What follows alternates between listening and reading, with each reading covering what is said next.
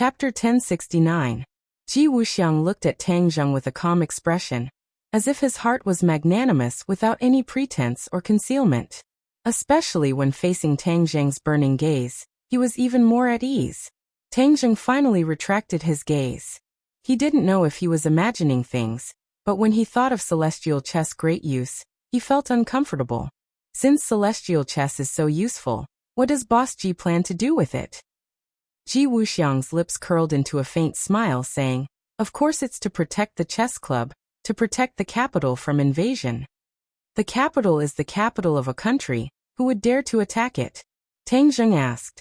Ji Wuxiang shook his head, saying, "That might not be the case.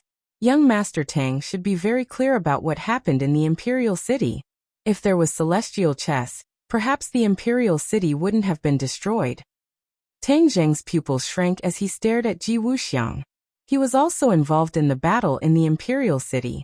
Didn't this mean that celestial chess was still targeting him? He felt a deep sense of danger as his aura surged, emitting a dangerous aura. Ji Wuxiang seemed to have sensed this dangerous aura and hurriedly explained, "Young Master Tang, don't misunderstand. I have no intention of targeting you. I'm just afraid that the 100 Faces Star Lord will attack the capital again. With celestial chess protection, it will be difficult for the 100 Faces Star Lord to succeed in his schemes." "Celestial chess can block the 100 Faces Star Lord?" Tang Zheng asked in a deep voice. Ji Wuxiang's face revealed a trace of arrogance, saying proudly, "Of course.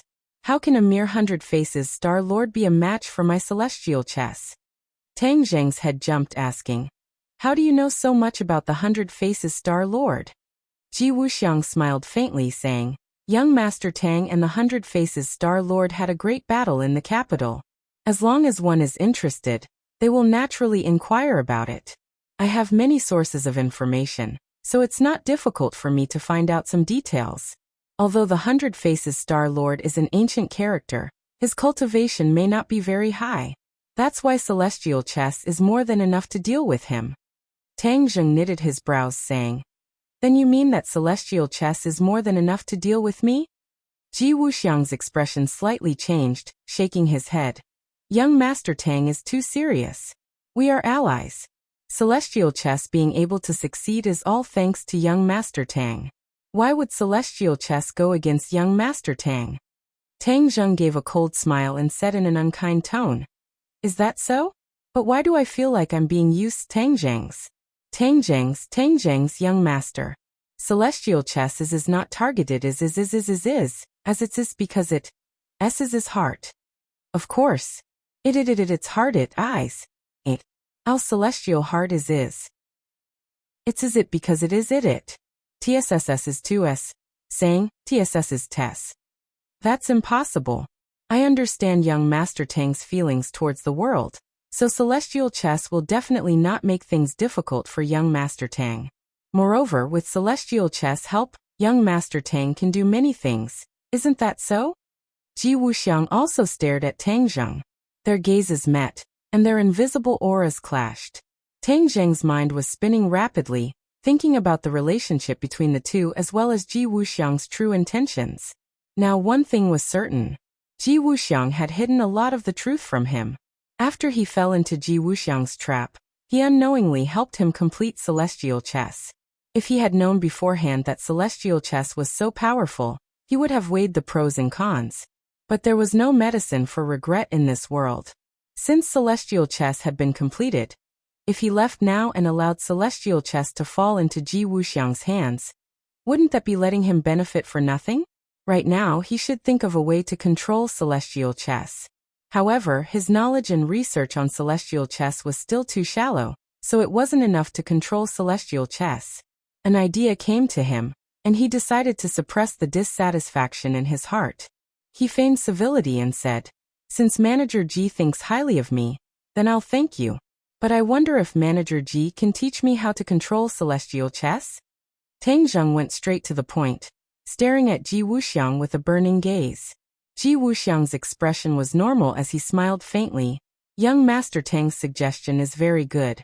Celestial chess is the world's celestial chess. If I were to own it alone, then I would be monopolizing it, which isn't a good thing. Since young Master Tang is willing to take on this responsibility alone, then of course I have to express my heartfelt admiration. I, Ji Wuxiang, don't have any other merits, but I still have this bit of foresight and magnanimity. As long as young Master Tang doesn't mind, I will focus on telling young Master Tang all the details of celestial chess these few days. Tang Zheng's head trembled as he stared straight at Ji Wuxiang, as if he was doubting if he was hearing things. Ji Wuxiang actually agreed so readily, which was completely unexpected. Tang Zheng thought that the other party would refuse again and again, and that he would have to spend a lot of effort to convince him. But now it seemed that his worries were completely unnecessary. Could it be that he was measuring the heart of a gentleman with the yardstick of a villain? Ji Wuxiang had good intentions, and he had completely misunderstood? Tang Zheng was skeptical, and he really didn't understand the situation.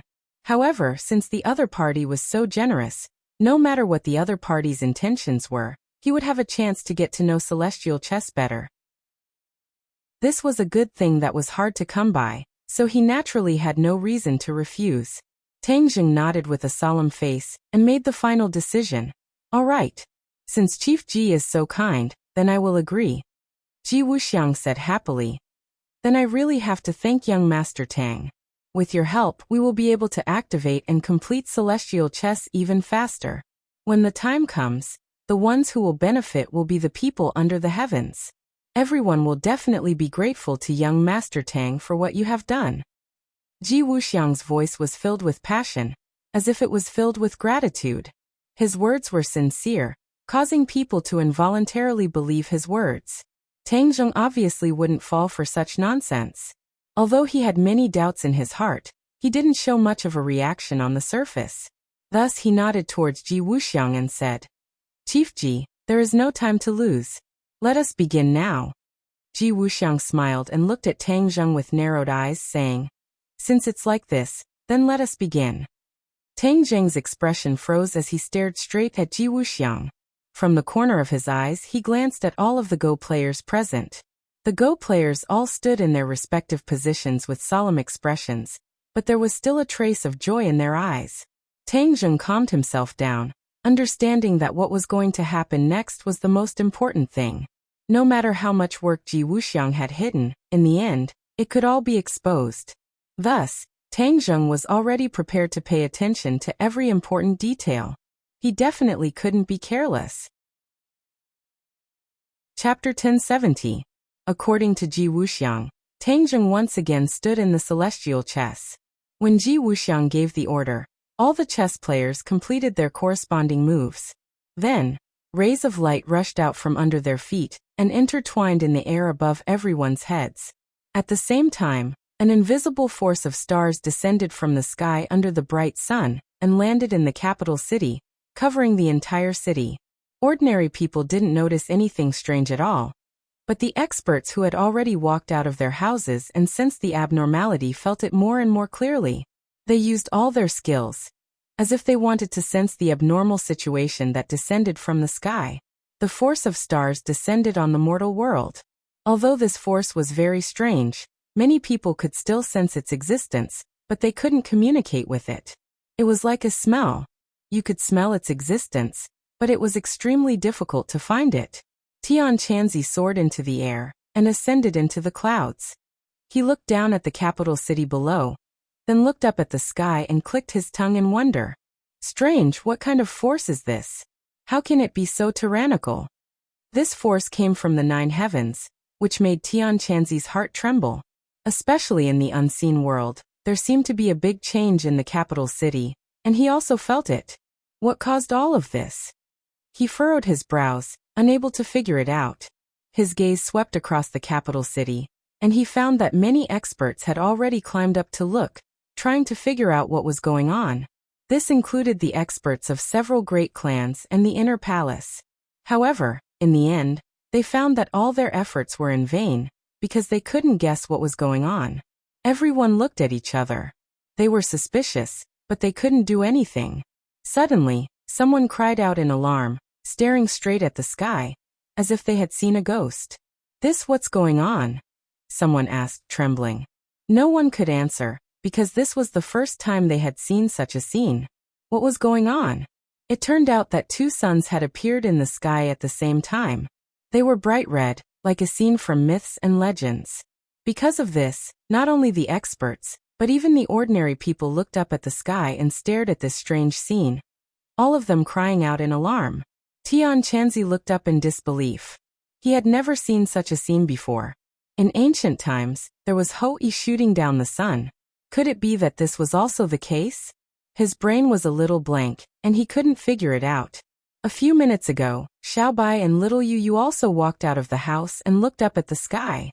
Little Yu seemed to have sensed something, and slowly closed her eyes and opened her mouth.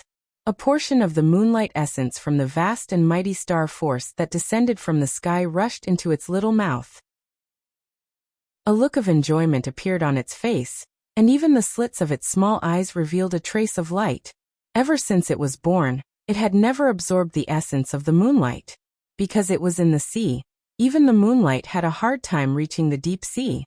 Yu's abilities were inherited innate racial talents inheritance. Its S's hats was to its cultivation 2's cultivation. This time, it sensed the power of the stars descending from the sky. Its racial talent was activated, and it automatically absorbed the essence of the moonlight. In an instant, a bright red moonlight appeared in the sky, just like the sun. This made those who didn't know what was going on subconsciously think that there were two suns in the sky, but it was actually Little Yu absorbing the moon's essence. Xiaobai looked at Little Yu thoughtfully, smacking his red lips and muttering to himself. Looks like Little Yu's power is going to increase by leaps and bounds. Xiaobai was very smart, and he easily figured out the cause and effect, so he wasn't surprised. Instead, he stared at Little Yu with a curious look. Little Yu's cultivation and power were increasing at a speed visible to the naked eye. This was the power of the scarlet lunar beast, and this was also the extraordinary part of the moon's essence. In fact, the power of the stars was a level higher than the spiritual energy of heaven and earth. The cultivation speed of absorbing the power of the stars was definitely higher than that of absorbing the spiritual energy of heaven and earth. However, ordinary people couldn't do this, so they didn't know much about it. Tang Zheng channeled even more of the power of the stars into the heavenly chess, and the ground was already covered in a layer of sparkling light. Due to the cover of the roof, the people in the Go Club were not clear about the strange phenomenon in the sky. Tang Zheng had no distractions and didn't have the energy to care about other things. As he guided the power of the stars into the celestial chess, he explored the mysteries of the celestial chess. Gradually, all the movements of the celestial chess were imprinted in his mind. Light dots gathered in his mind, weaving into a net of light. Finally, little by little, they formed the shape of a chess game. Tang Zheng's head moved as he cried out in surprise. Tianqi. Unknowingly, he had actually imprinted the celestial chess in his mind. However, he only had a rough idea of its scale now. He had only grasped its form, but had yet to comprehend its essence and true meaning. Stop! All of a sudden, Ji Wuxiang shouted, and all the chess players stopped. The power of the stars dissipated. Tang Zheng's eyes shone as he stared straight at Ji Wuxiang and asked, "Director Ji, why did you stop?" "It's getting late. Everyone is tired. We'll continue another day," Ji Wuxiang said indifferently. "We should continue in one go." Tang Zheng objected. He had just finished weaving the rough structure of the celestial chess, and was preparing to strike while the iron was hot. He wanted to comprehend the essence and true meaning of the celestial chess in one go. However, he was stopped by Ji Wuxiang, which made him a little unhappy. Without the cooperation of the other chess players and Ji Wuxiang, Tang Zheng wouldn't have been able to activate the celestial chess, much less comprehend the essence of it. Ji Wuxiang smiled faintly and said, "We've already gained a lot today. We need to comprehend more of what we've gained today. Therefore, we'll invite young Master Tang another day to strengthen and perfect the celestial chess together." Ji Wuxiang's tone couldn't be refuted, causing Tang Zheng to frown. He swallowed the words that were about to come out of his mouth. "Then I'll take my leave first." Tang Zheng turned around and left. Ji Wuxiang's smile gradually disappeared. His expression was unfathomable as he turned to the chess players and said, "We've gained a lot this time. You'll have to properly comprehend it when you go back." Yes. In the future, The power of the celestial chess will be different. It will definitely shock the world. The era of the celestial chess is about to begin. Ji Wuxiang heavily waved his fist. His body emitted a completely different and incomparably domineering aura. If Tang Zheng saw this scene, he would definitely be very shocked. This was because he had always thought that Ji Wuxiang was weak and was just an ordinary person. However, this wasn't the truth. When Tang Zheng walked out of the chess club, the crimson moon in the sky had already disappeared without a trace. Therefore, he didn't know about the strange phenomenon in the sky. However, along the way, many people gathered in the streets and alleys.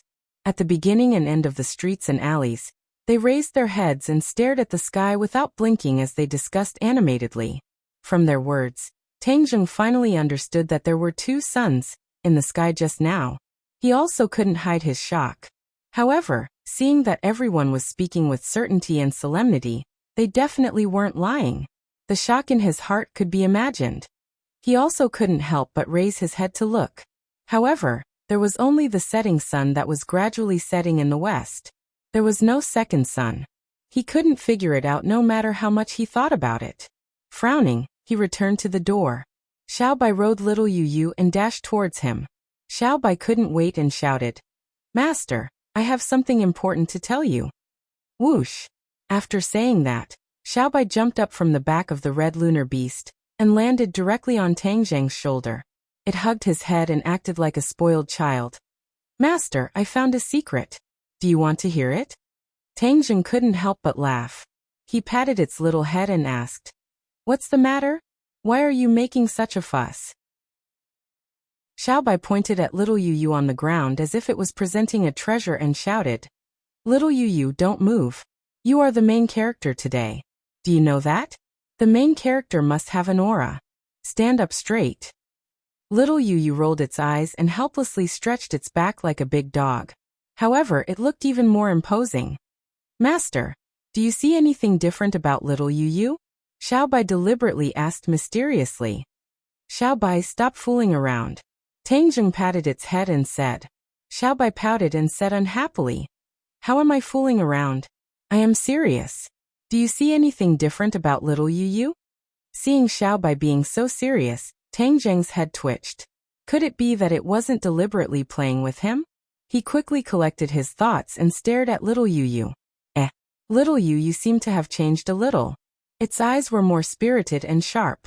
It had an imposing aura. Moreover, its body seemed to have grown a little longer. Although it wasn't obvious, it could still be seen if one looked carefully.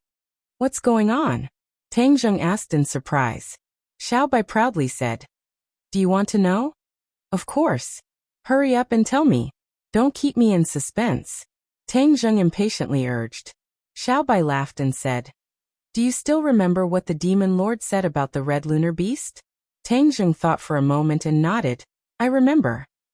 The red lunar beast has an extraordinary talent. It can absorb the essence of the moonlight and use it for itself. It can help with its cultivation." Xiao Bai repeated. Tang Zheng felt that it was inconceivable and asked, "Of course I know this. But it's broad daylight right now. Is there a moon? Moreover, I haven't seen it absorb the essence of the moonlight before." "Who said there isn't a moon? A moon can appear in broad daylight. Master, did you see that red moon in the sky?" Xiao Bai shook its head and said. "Red moon?" Tang Zheng was shocked. Could it be the second sun that people were talking about? Little White curled her lips and said disdainfully, "What second sun? That's because the moon has turned red and the sun and moon are shining together. This is all thanks to little Yu Yu. Little Yu Yu, don't you agree?" Little Yu Yu lowered its head and called out listlessly. It could be considered to have agreed with Xiao Bai's question, but it clearly admitted to it. Chapter 1071. Yan Qingyi nodded and said, "Yes, I saw a new image." "What image?" "Meteors from outer space, covering the sky and falling from the sky.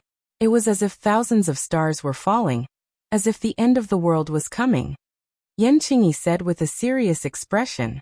Tang Zheng's pupils shrank and said, "You haven't seen this scene before?" Yan Qingyi shook her head. "No, this is a new image." "Is there anything else?" Yes, this is the sky, but the scene on the ground is different. The meteors did not destroy the earth, but a strange energy appeared in the sky, protecting everything on the ground and not being destroyed by the meteors. Yan Qingyi replied. Tang Zheng frowned and said, strange energy? Could it be the celestial chess? Ji Wuxiang said that the celestial chess' main function was protection. When the meteors fell, the celestial chess would definitely play a role and protect this world. Did that energy protect the entire world? Tang Zheng asked. Yan Qingyi thought for a while and shook her head, saying, I don't know because the image suddenly stopped and I didn't see what came after. Tang Zheng sighed inwardly. The prophecy technique actually failed at the most crucial moment. Do you think the world will really be destroyed? Yan Qingyi asked carefully. Tang Zheng stared at her and asked, what do you think? With you here, it definitely won't. Before, I suspected that you weren't the savior, but now it seems that my suspicion was wrong. In the end, you will definitely be the savior. Yan Qingyi said with certainty. Tang Zheng laughed involuntarily. You seem to have a lot of confidence in me. Do you know what that energy is? Tang Zheng was silent for a while and shook his head, saying, I don't know. Although he had guessed that it might be because of the celestial chess, after weighing the pros and cons, he chose to remain silent for now. Yan Qingyi's eyes revealed disappointment, and she angrily nodded. I suddenly prophesied the future again. I think it has something to do with the blood moon. Do you know what the blood moon is? At this time, Xiaobai and little Yu also came downstairs and swaggered over. Tang Zheng looked at them and shook his head again. Sorry, there's no further news for now. Yan Qingyi left disappointed and Tang Zheng fell into deep thought. Tian Chanzi walked over and said, How much do you think her prophecy is reliable? Tang Zheng looked at Yan Qingyi's back and said, I also don't know, but since her prophecy technique, I don't think it's a coincidence. Oh, then you think it's related to the heavenly chess? Heaven Monk asked curiously. Tang Zheng didn't say anything. It could be considered a tacit agreement. Prophecy techniques seem to have many triggering mechanisms. Once something happened, Yan Qingyi would see a new prophecy. This time it was obviously the celestial chess's change that triggered this mechanism. As for the blood moon, it was just a side condition. Tian Chanzi guessed Tang Zheng's thoughts and nodded in agreement. Your judgment is reasonable and I agree. Since the celestial chess can cause this kind of change, and even cause meteorites to fall from the sky, it means that the celestial chess may not be harmful to us in the future, but will instead protect this world. Therefore, during this time, you must wholeheartedly perfect the celestial chess. Tang Zheng suddenly raised his head and stared at Tian Chanzi with burning eyes, asking, Are you really not afraid that the celestial chess will cause a terrifying chain reaction? Actually, I still believe in Yan Qingyi's prophecy a little. Maybe there really will be a day when meteorites fall from the sky. At that time, maybe the celestial chess will protect this world. Fortune and disaster are interdependent. Maybe this is the truth. But back then, didn't she also predict that the demon race would descend from Mount Buzhou? This is not contradictory. There must be some unknown connection between them. Since all of this has happened, then it must be an arrangement in the unseen world. You only need to follow the prescribed order. Moreover, I see that your cultivation seems to have increased again today. This is also your opportunity, bestowed to you by the celestial chess. All the more reason you should strike while the iron is hot and use the advantages of the celestial chess as much as possible. Tian Chanzi advised earnestly. Tang Zheng muttered to himself and did not say anything. In his heart, he gradually began to believe Tian Chanzi's words. Okay, then I'll listen to you. I'll continue to go to the Celestial Chess Club tomorrow. After a long time, he nodded resolutely. Tian Chanzi looked at him approvingly and patted his shoulder, feeling very gratified. In the night, undercurrents were surging in the capital. In the inner palace, the bureau chief looked at the intelligence report in front of him and turned pale with fright. The whereabouts of the High Lord was still a mystery, but there was news of another matter. They had finally found the source of the blood moon. Speaking of which, all of this was a coincidence. If the blood moon had not appeared in the sky, this matter would not have spread. The bureau chief looked at the black and white words in front of him and praised. What an unexpected surprise. The origin of the blood moon has been revealed just like that. He moved his gaze and read on word by word. Finally, his gaze fixed on a name. His temples twitched a few times, and a complicated expression appeared in his eyes. He clenched his teeth tightly, and after a long time he squeezed out 2 words from between his teeth. Tang Zheng. It was actually him again. He was really haunting him. This name had been lingering in his ears for a very long time. Almost every important matter had a part to play in it. Even the matter of the blood moon this time could not be separated from him. Red lunar beast, so the blood moon was caused by one of his demon beasts, the bureau chief said. This news was spread by the few employees under Du Chiefeng. Originally, almost all of them were tight-lipped and did not spread what happened in the sea to the public. However, when the blood moon appeared yesterday, they immediately thought of the demon lord's description of the red lunar beast. In addition, some people with ulterior motives preached about the end of the world. Hence, out of fear, they inadvertently revealed the matter of the red lunar beast and the blood moon. Of course, many people did not believe these words and thought that it was nonsense. However, since it was said, it would naturally spread. Although it was only left in a small circle, it could not escape the investigation of the officials. Although there was no way to prove this matter, the bureau chief only took one look at this set of words and almost believed it. An indescribable look flashed in his eyes, and he raised his arm high. Bang! His fist landed on the teacup, and the teacup shattered. His fist was cut open, and blood flowed out. Seeing this, number 1 was shocked and hurriedly shouted, "Quick, call the doctor!" The people outside the door hurriedly went to call the doctor. However, the bureau chief did not seem to feel any pain. He gritted his teeth and said, "Go to Tang Zheng's house and find out what's so special about the red lunar beast. Be careful not to alert the enemy." "Calm down, bureau chief." Number 1 hurriedly persuaded. This news might not be true. It might just be a rumor. Actually, after the battle at the Imperial City, number 1 did not want to see Tang Zheng again. This was because Tang Zheng had left a deep impression on him. In his heart, Tang Zheng was the synonym of invincibility. This time he was going to investigate. It was definitely not a pleasant task, but a difficult one. However, since it was an order from his superior, he had no choice but to obey. "Go quickly," the bureau chief urged. Yes, number 1 accepted the order helplessly. However, he was glad that the bureau chief did not ask him to do anything. Therefore, he would first investigate. There was no need to confront him directly. This might reduce the risk by a lot.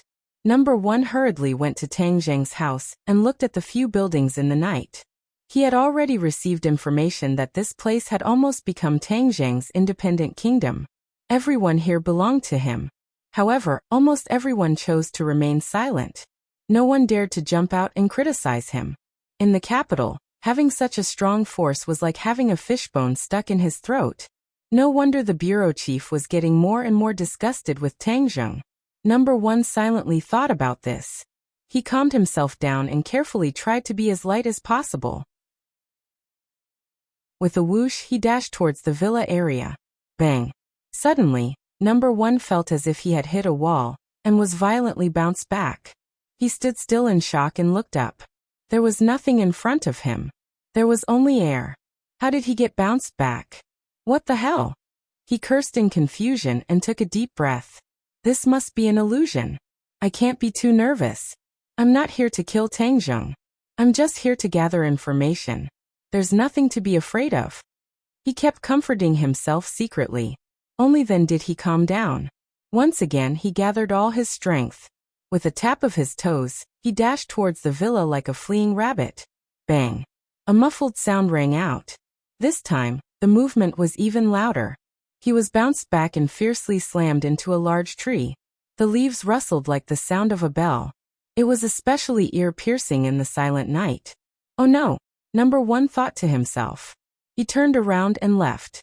Such a big movement would definitely attract the attention of the other party. However, before he could take a step, in the darkness, more than 10 figures rushed out of the villa. Whoosh whoosh whoosh. Like arrows leaving the bowstring, they quickly surrounded number 1. Number 1 had nowhere to run. Number 1 looked depressed. His reaction speed was already extremely fast, but the other party's reaction speed was even faster than his. This made him feel deeply frustrated.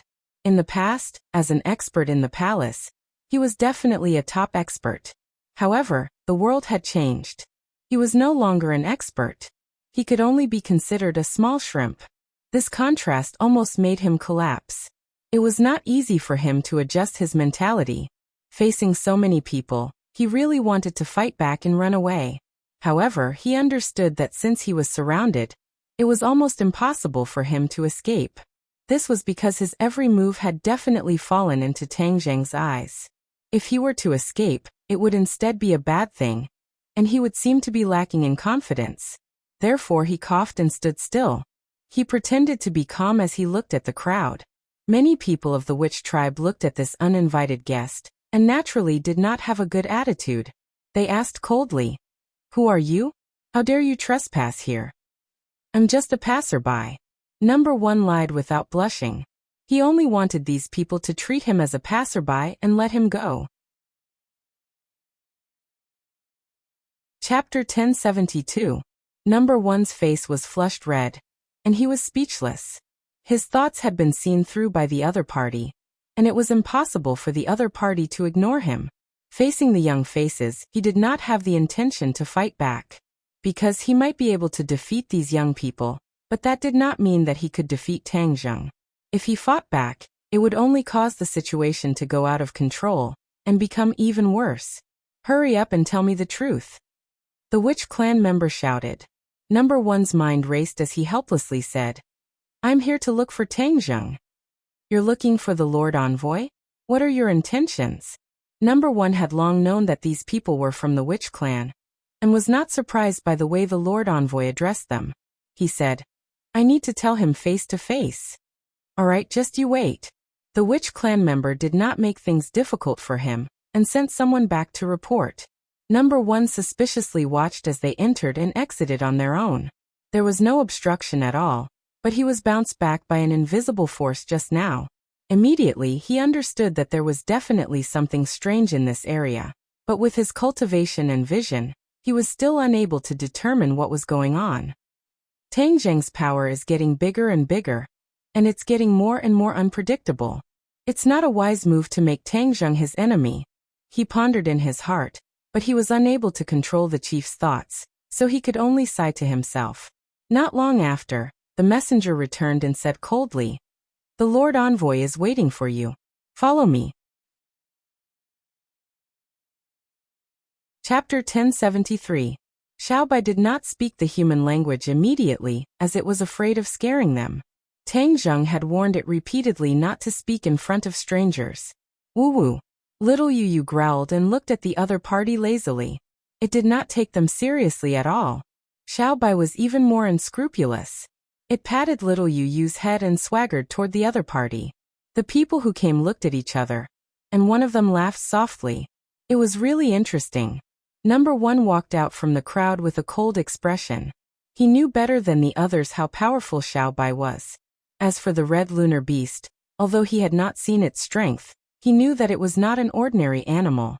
This time, he had personally taken action with the intention of killing it with one strike. He could not miss this great opportunity. Otherwise, he would alert the enemy and there would not be such a good opportunity to catch them in the future. Xiaobai rolled his eyes and glanced at Number 1. The corner of his mouth twitched, looking very disdainful. "Catch the red lunar beast." Number 1 gave the order, and everyone rushed forward like a swarm of bees. This group of people were all experts in the palace. Although they could not be compared to Number 1, they were all experts close to the master level.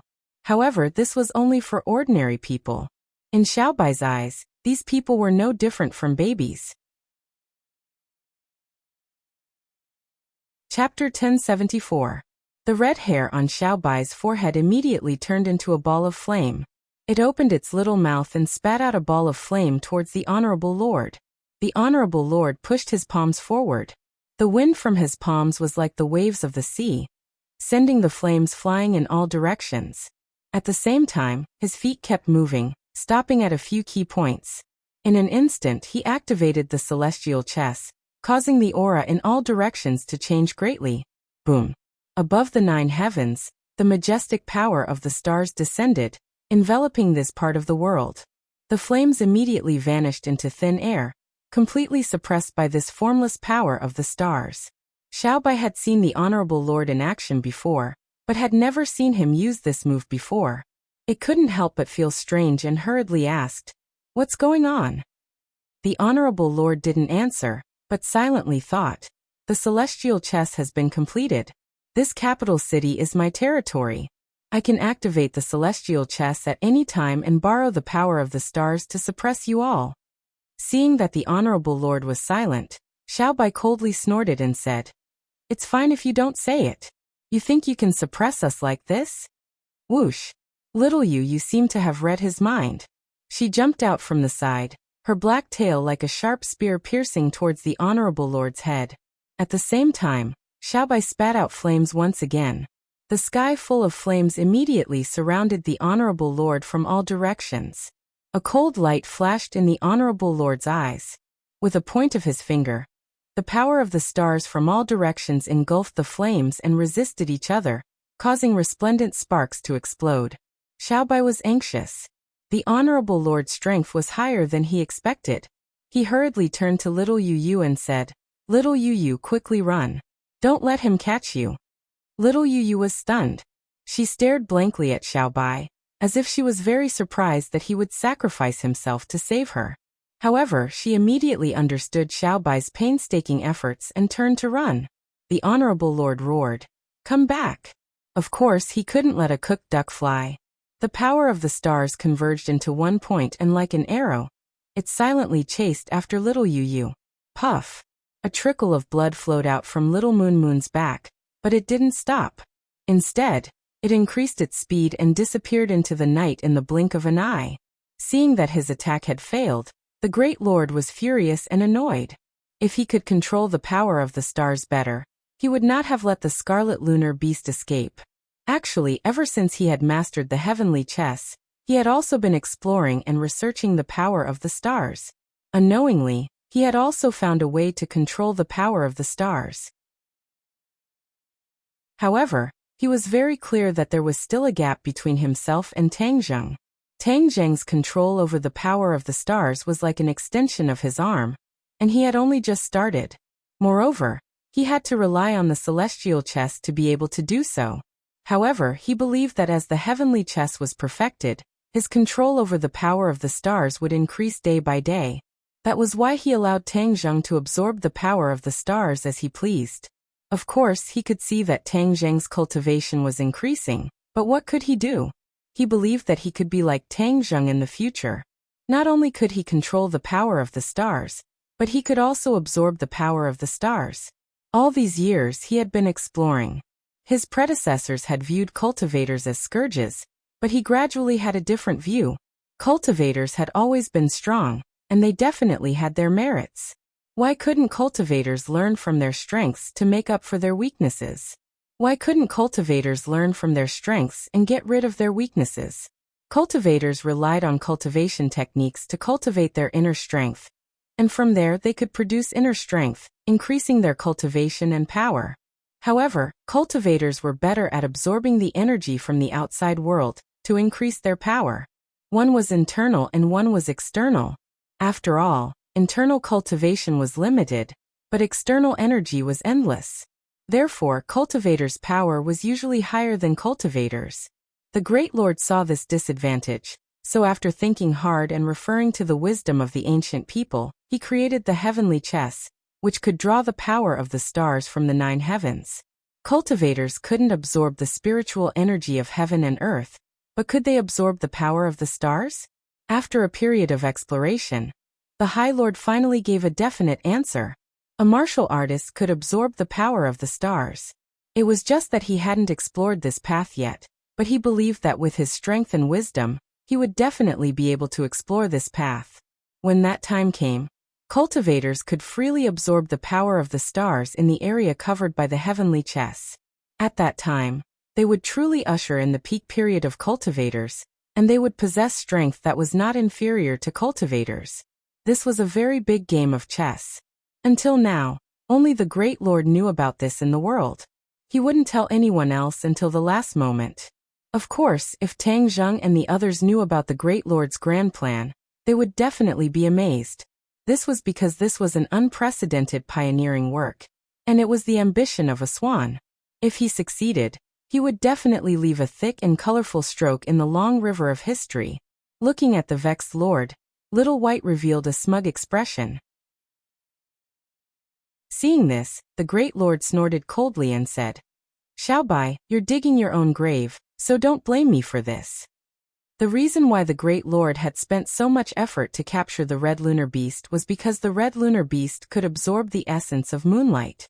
This might be useful for the Great Lord's research on the power of the stars. That was why he had spent so much effort. As for Xiaobai, of course, he knew that Xiaobai was powerful and extraordinary. However, as far as he knew, even Tang Jing didn't know about Xiaobai's origin, so he didn't take it to heart. All in all, if he could kill it, it would be a blow to Tang Zheng. He wouldn't miss such an opportunity. Boom. The power of the stars dispersed the flames and hit Xiaobai's head heavily. It cried out in pain and retreated awkwardly. The Great Lord's eyes were filled with murderous intent. His fingers moved and formed a hand seal, and a cadence of syllables burst out from his mouth. Ma, and I. Just 3 syllables of the 6-syllable proverb were uttered, and the aura of heaven and earth changed dramatically.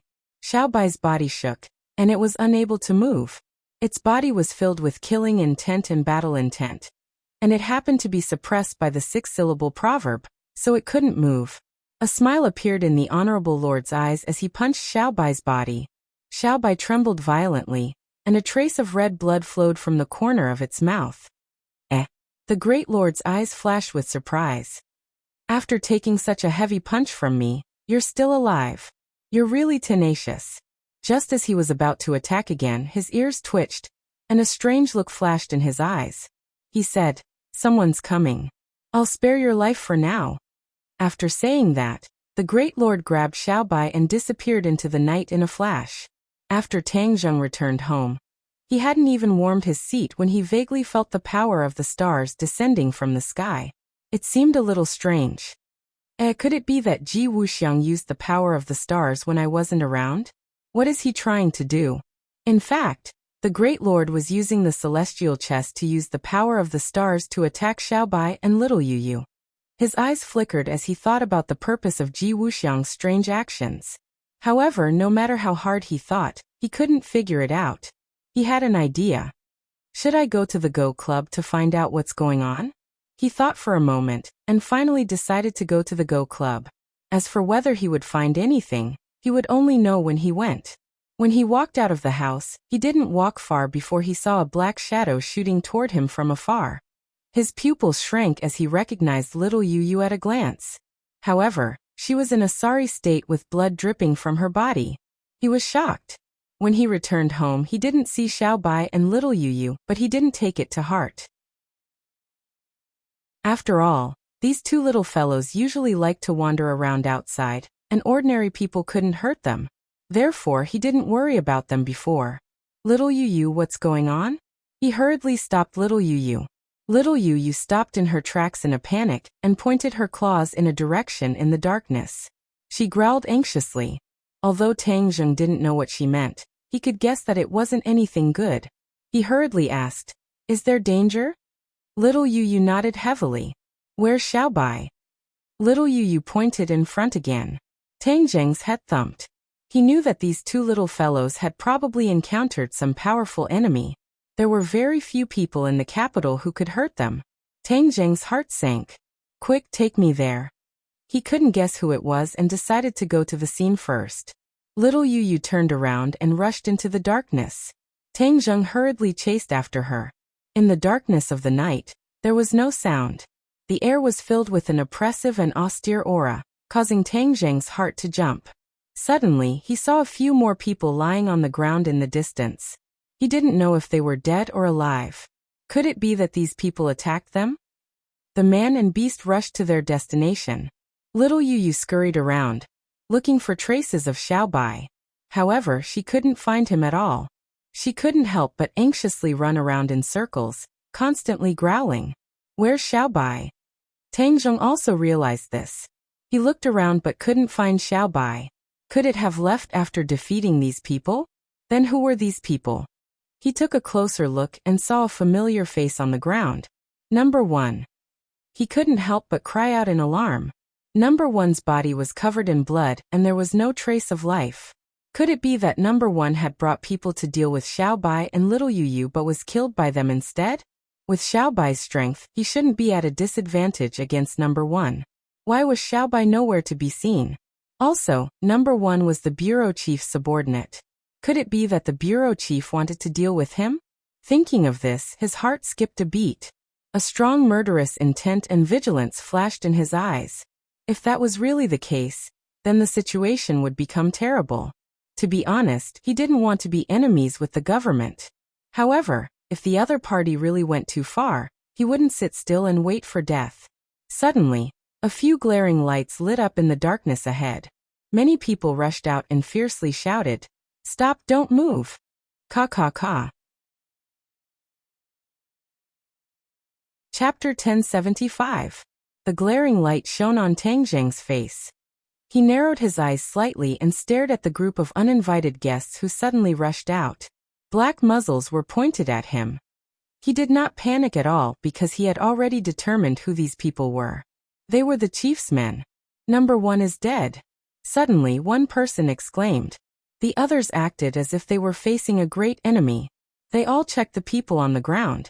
Other than Number 1, the others were still breathing, but they were all heavily injured. Were you the one who killed Number 1? Someone yelled at Tang Zheng. Tang Zheng did not answer. Instead, he looked at the other person coldly. His eyes were like a glacier that would not melt for thousands of years, making people feel a chill from the soul. Xiaobai was captured by you. Xiaobai was missing. Tang Zheng judged that he must have fallen into the hands of the enemy. However, he was very puzzled. Even Number 1 was dead. Who could have captured Xiaobai? Could it be that the chief had found some powerful helpers? I'm the one asking you a question, not you asking me. Do you understand? The other person shouted angrily. Tang Zheng looked at him indifferently. Suppressing the anger in his heart, he said, "You better have a better attitude. Otherwise, none of you can think of leaving here." The other person was furious and was about to flip out again when he heard someone exclaim, "He's Tang Zheng." A person's name was like a tree's shadow. When the two words Tang Zheng came out, the other person was so scared that he staggered back and looked at him in shock. Were you the ones who captured Xiaobai? Tang Zheng asked with an ashen face. I don't know. The other person hesitated for a moment and said with fear, "If you don't say, I'll ask your chief myself." Tang Zheng said decisively. There was no use in talking about these things with these small fries. Thus he strode away. These people looked at each other, not knowing what to do. Should they stop him? They knew that they did not have that ability.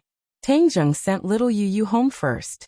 The little girl was very anxious, but she couldn't speak. She shook her head and gestured for a while, but still couldn't express what she meant. Tang Zheng patted its head and said, "Little Yu, be good. Stay at home. I'll be back soon." The others gathered around. They also knew that Xiaobai was missing, so they were naturally very worried. "I'll go with you."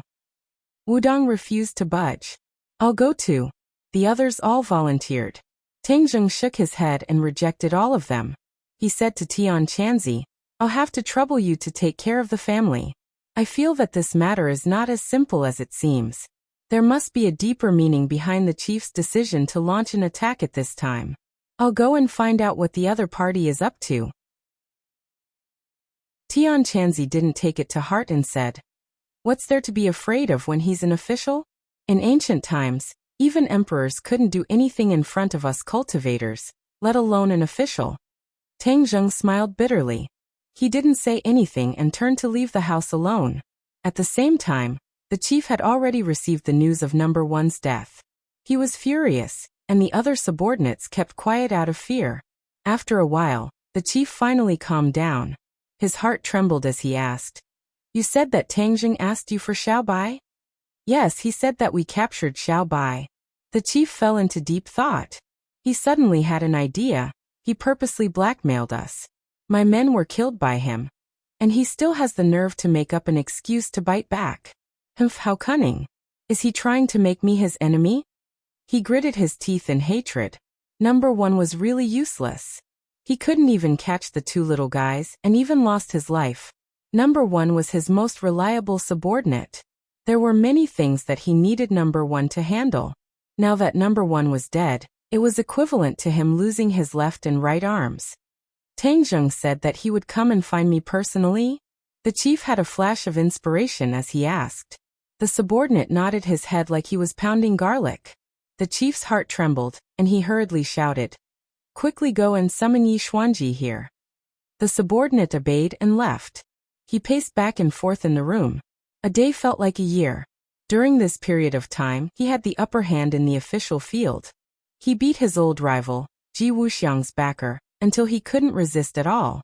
Seeing that the other party was about to completely collapse, he couldn't make any mistakes at this time. In addition, during this period of time, he also heard some rumors. It seemed that some leaders' attitudes towards Tang Zheng had changed a lot. They felt that they shouldn't go against him, but should instead form an alliance with him and recruit talents.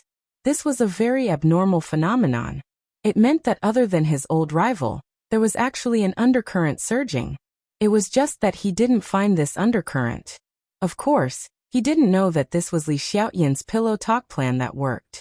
This plan targeted all the high-ranking officials. They didn't seem to have formed a faction, but because of the pillow talk night in and night out, their attitudes towards Tang Zheng quietly changed. In the past, when it came to their attitudes towards Tang Zheng, it was the chief who had the final say. Now these people gradually had different thoughts. They felt that the chief's approach was too radical and wasn't conducive to unity. The chief only felt a little bit of it, but he didn't understand the deeper meaning. Just as he was in a daze, a figure suddenly appeared in front of him. He was shocked and scolded. "You didn't make a sound. Are you trying to scare me to death?" The other party didn't answer. He felt a pair of burning eyes staring at him. He quickly looked up and saw a familiar handsome face. He was so scared that he staggered and took a step back. "Tang Zheng, you have guts. You actually dare to trespass in my place." The chief scolded guiltily. His eyes flashed as he looked left and right, as if he was waiting for Yi Xuanji to appear. Tang Zheng sat on the chair and looked at the other party coldly, saying, "You should know very well why I'm here." The chief said guiltily, "How would I know? It's against the law to trespass in the middle of the night. Do you know that?" Tang Zheng laughed disdainfully. "You and I are both smart people. Don't use these petty tricks to scare people. Save some energy and saliva. Hurry up and hand over Xiaobai. Tell me what's going on." Seeing Tang Zheng's overbearing attitude, the chief was furious. No one had ever dared to be so arrogant in front of him. He couldn't help but slam his palm on the table. The teacup jumped up and spilled a lot of tea. "Tang Zheng, you're really getting more and more arrogant." Seeing that the other party wasn't cooperating, the anger that Tang Zheng deliberately suppressed finally rose up. He suddenly grabbed the chief, and the chief was sucked into his palm. Their eyes met. They were so close that they could feel each other's breathing. For the first time in his life, the chief felt such a strong murderous intent and the threat of death. His heartbeat sped up, as if it was going to burst out of his chest. His face was pale. He asked fiercely, What are you doing?" "Hand over Xiaobai." "I didn't catch Xiaobai at all." He had no choice but to answer directly. However, Tang Zheng didn't believe him. He rolled his eyes and said, "Do you think I'm so gullible? You specifically sent number one to attack my pet. What are you trying to do?" "It's all a misunderstanding." "Misunderstanding? Humph, what a simple word. Do you think you can get rid of me so easily?" Tang Zheng was unmoved. "It's really a misunderstanding. I heard that the blood moon is related to your red lunar, so I wanted to send number one to invite the red lunar back to investigate." At this critical moment, the chief didn't hide anymore and told him the truth. Tang Zheng's heart skipped a beat. His eyes were filled with shock. He asked, "How did you know about this?" The chief's heart skipped a beat. It seemed that the news was true. The blood moon incident was indeed related to Tang Zheng.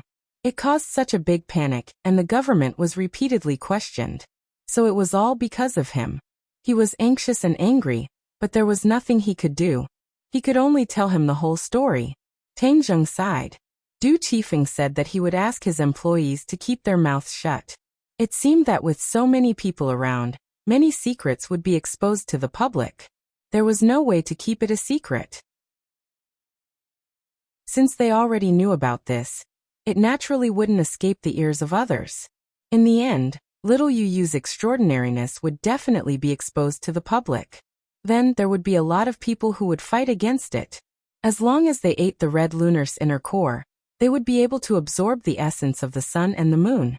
To many people, the red lunar was like Tang Seng's meat. Everyone wanted to take a bite. The chief was so eager to catch little Yu Yu that he might have such thoughts. He was an ordinary person, not a martial artist or a cultivator. However, after seeing the abilities of cultivators, his mind naturally became active. If he had powerful abilities, he wouldn't need to rely on others for many things. His interests and status would be more stable. However, cultivation wasn't something that could be done overnight. He was already middle-aged. If he wanted to cultivate, he would have to take a shortcut. The red lunar's inner core was one such shortcut. Hence, when he heard the news, he didn't seem to have much of a reaction on the surface. However, in reality, his heart was already in turmoil. It was just that he didn't tell anyone. Tang Zheng stared straight at him. From his eyes, he had already seen through his heart.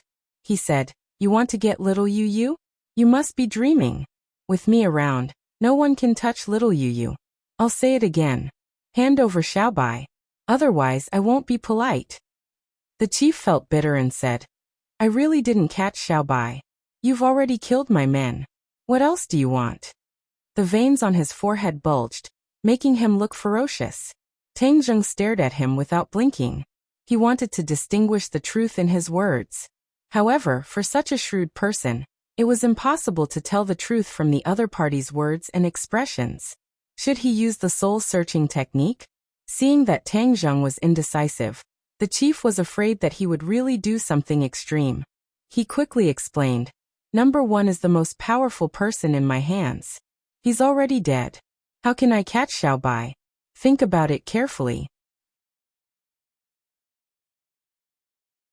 Chapter 1076.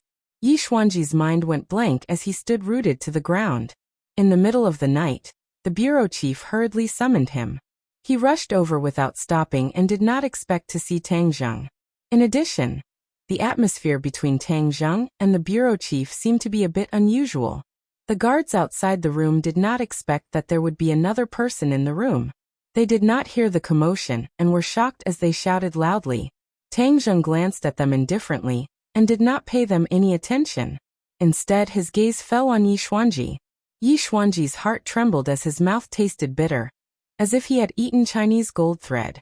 He bitterly looked at Tang Zheng and said, "Tang Zheng, if you have anything to say, then let go of the leader first." Tang Zheng was not moved. He looked around and asked, "Are you the helper he invited?" Yi Xuanji wanted to say no and turn around to leave. However, he could not say that because the bureau chief's intention for summoning him was obvious. It was to let him restrict Tang Zheng. However, how could he have that ability? "Yi Xuanji, I did not call you here to stare. Tang Zheng is going against his superiors. Hurry up and arrest him." The bureau chief seemed to have finally found a backing as he roared hysterically. Yi Xuanji was in a dilemma. In the end, he braced himself and stepped forward. He faced Tang Zheng and said, "Tang Zheng, hurry up and let go of the bureau chief. If he doesn't hand over Xiaobai, how can I let go?" Tang Zheng said jokingly. Yi Xuanji did not understand the situation, but he knew how important Xiaobai was to Tang Zheng. When he heard this, he subconsciously looked at the bureau chief.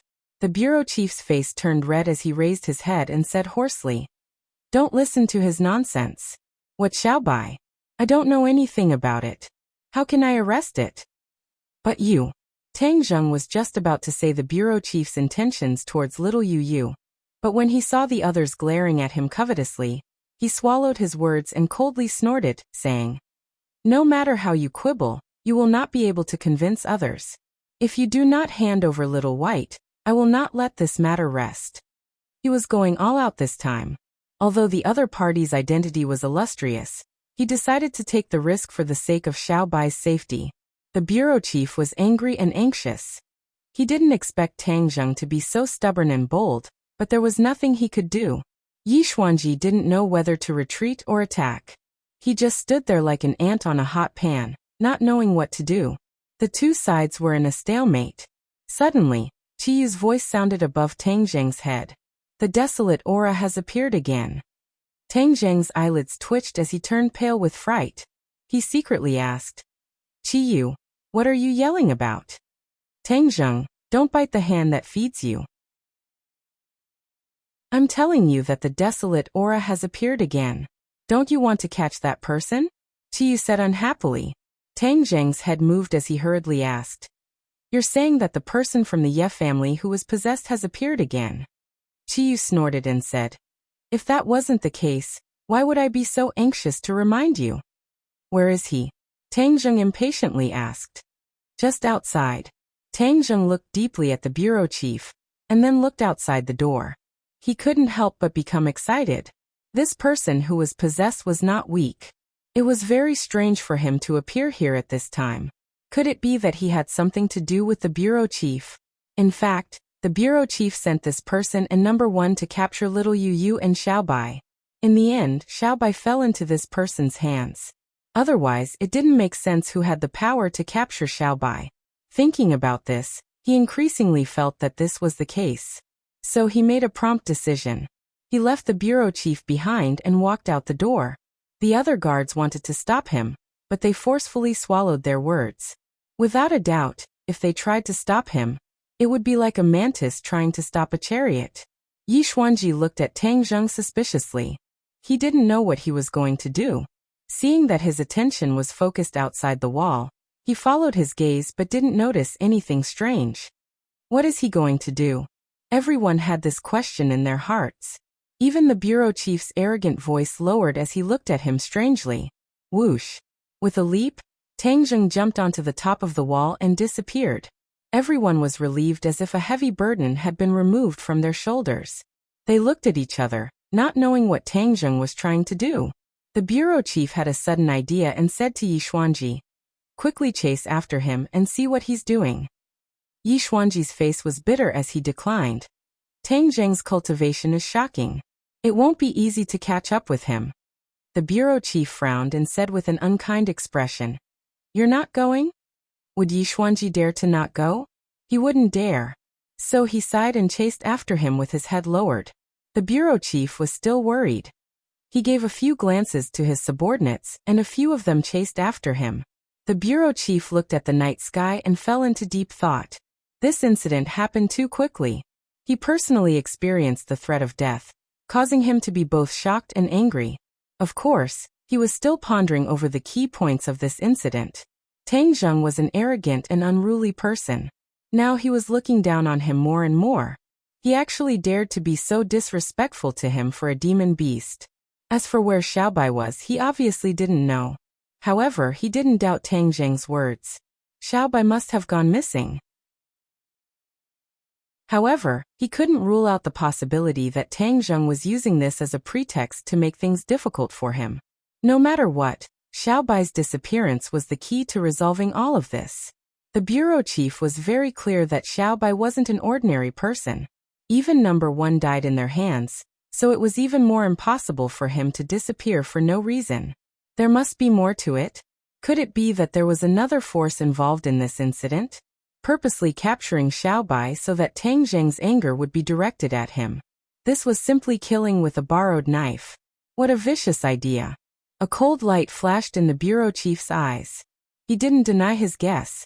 He had a deep understanding of the dangers of the world. Then who is it that wants to deal with me?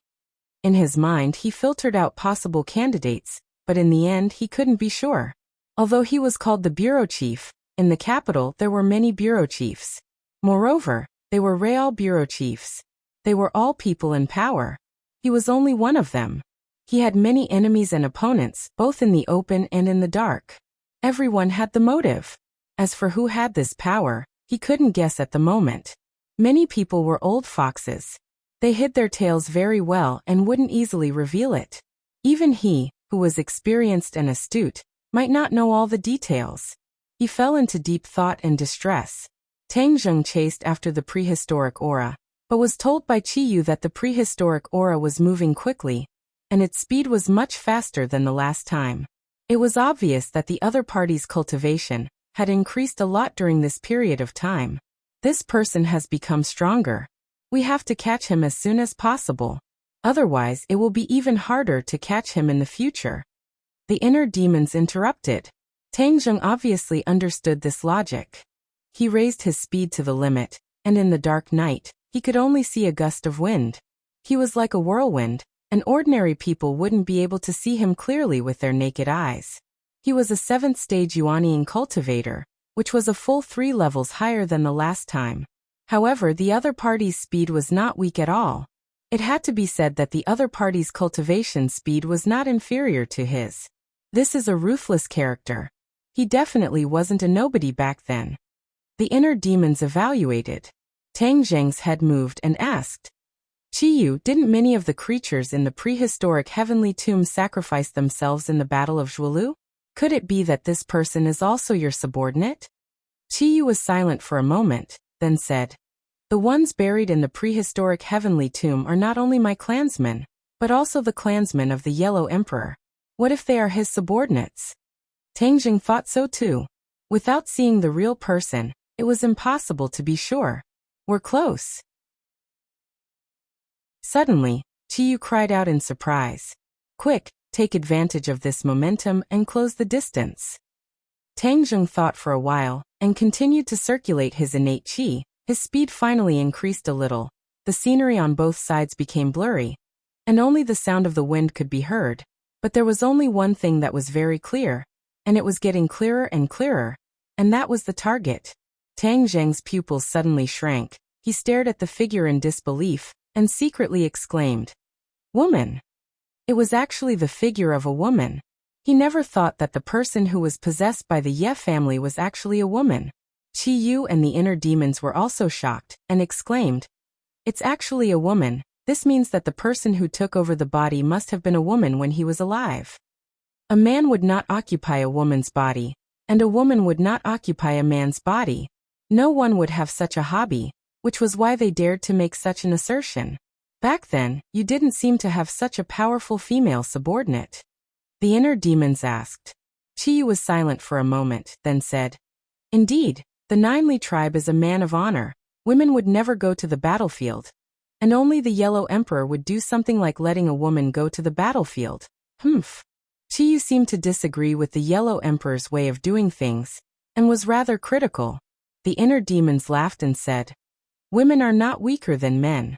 What left the deepest impression on me was that there was a female general in the Yellow Emperor's camp.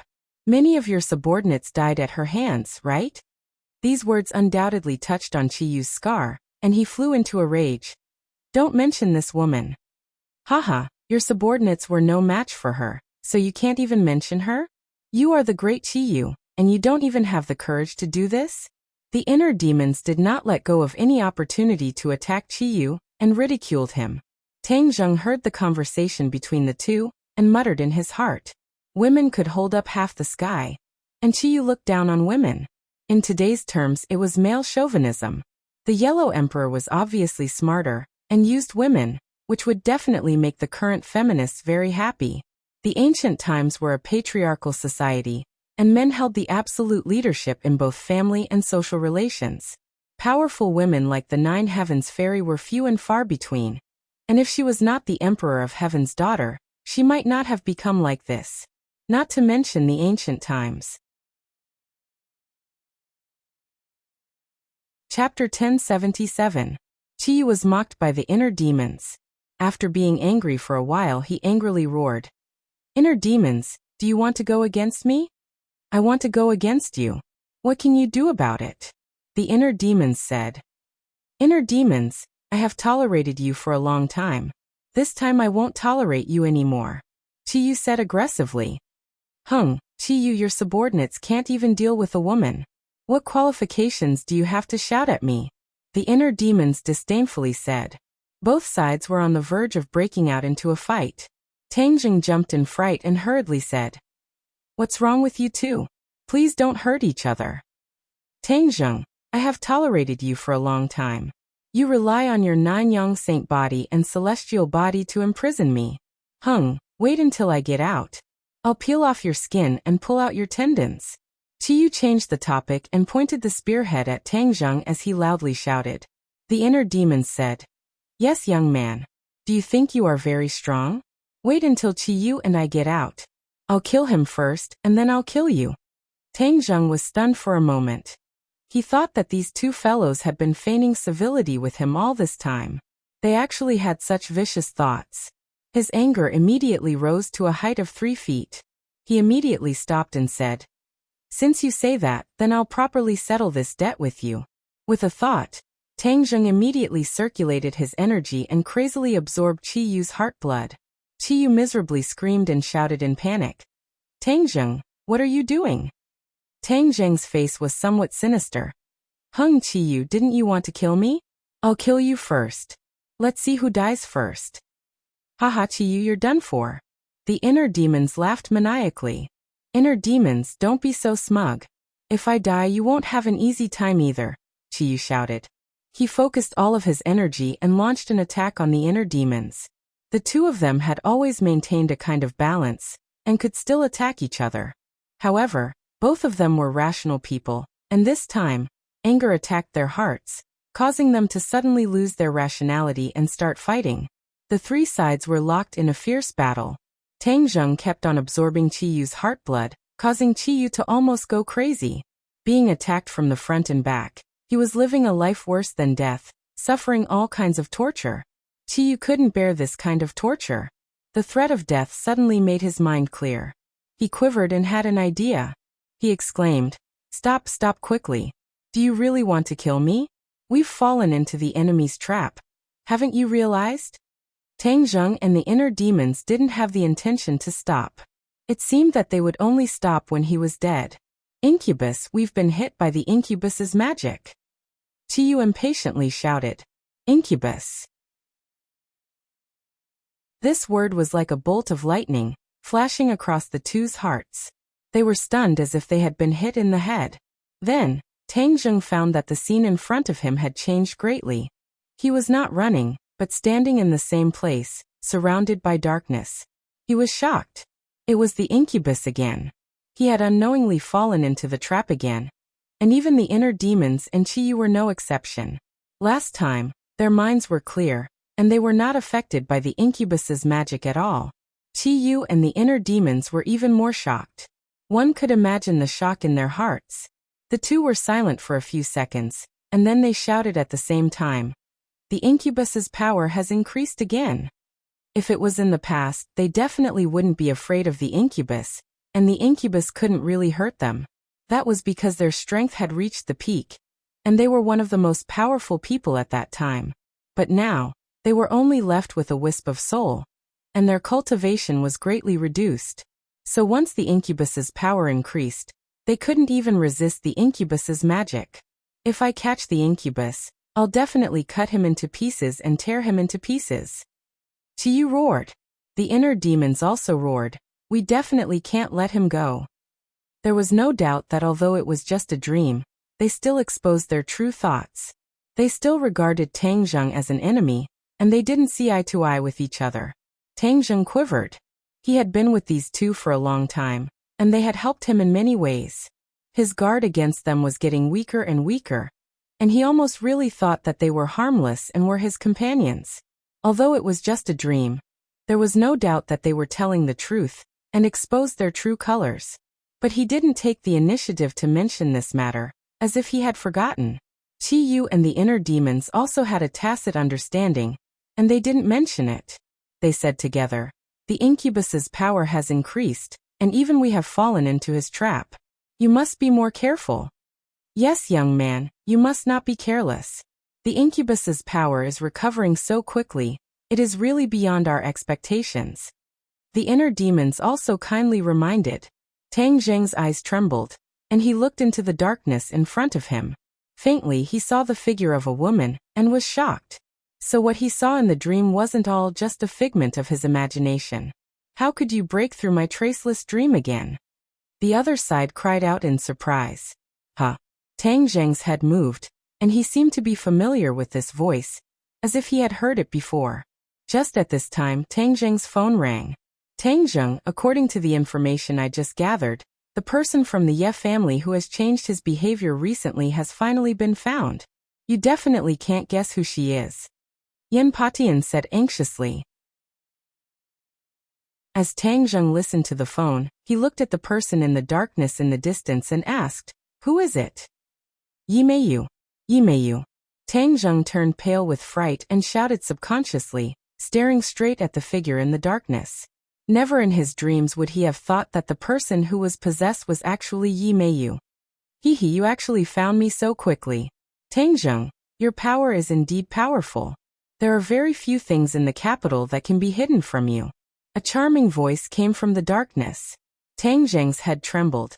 It was indeed Yi Meiyu's voice. It was just that Yi Meiyu's presence was extremely weak in the past.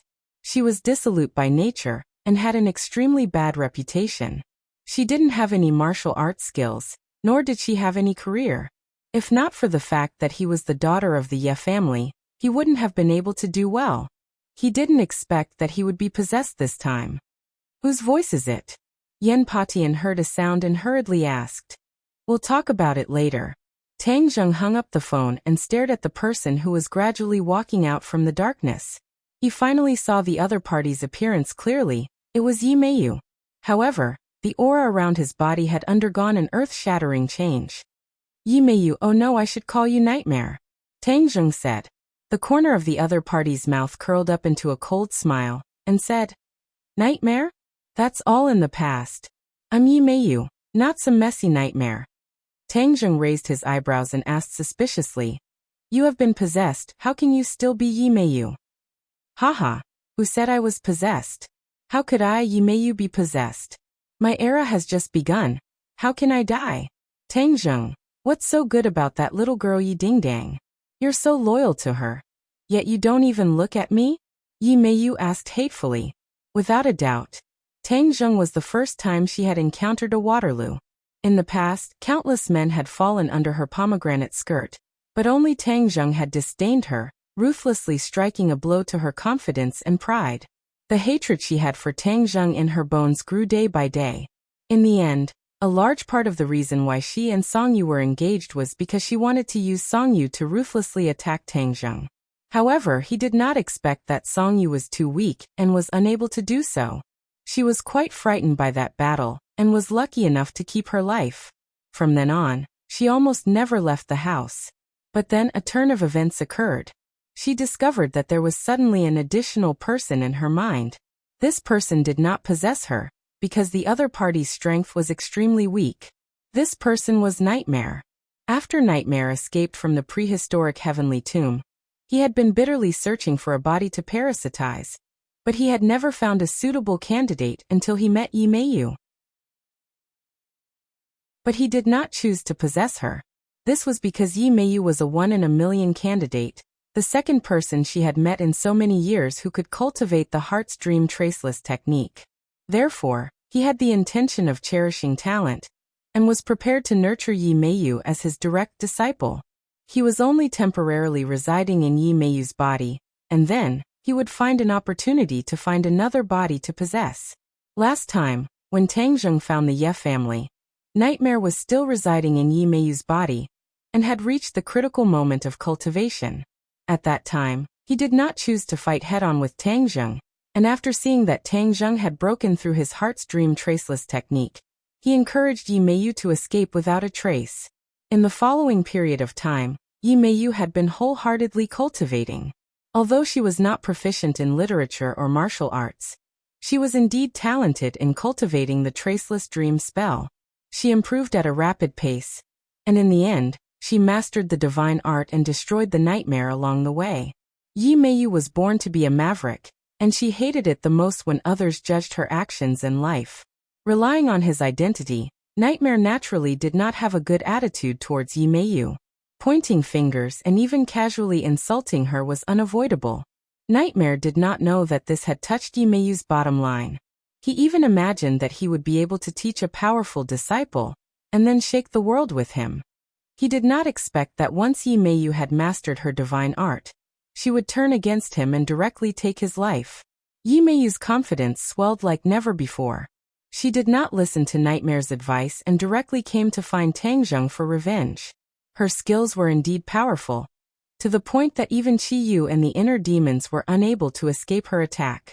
Hearing Yi Meiyu's question, Tang Zheng coldly retorted, "Yi Meiyu, how can you be compared to Ding Dang? You're not even worthy of carrying her shoes."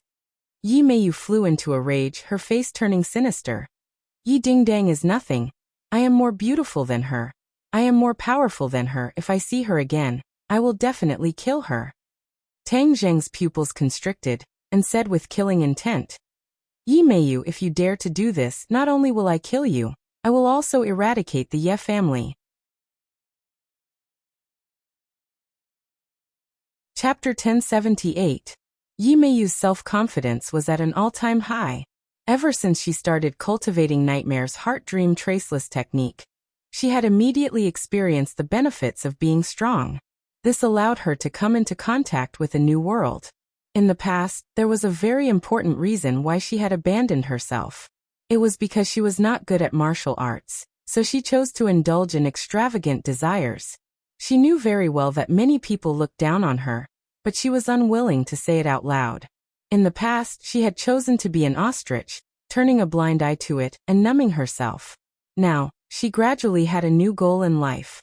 She wanted to be a true expert.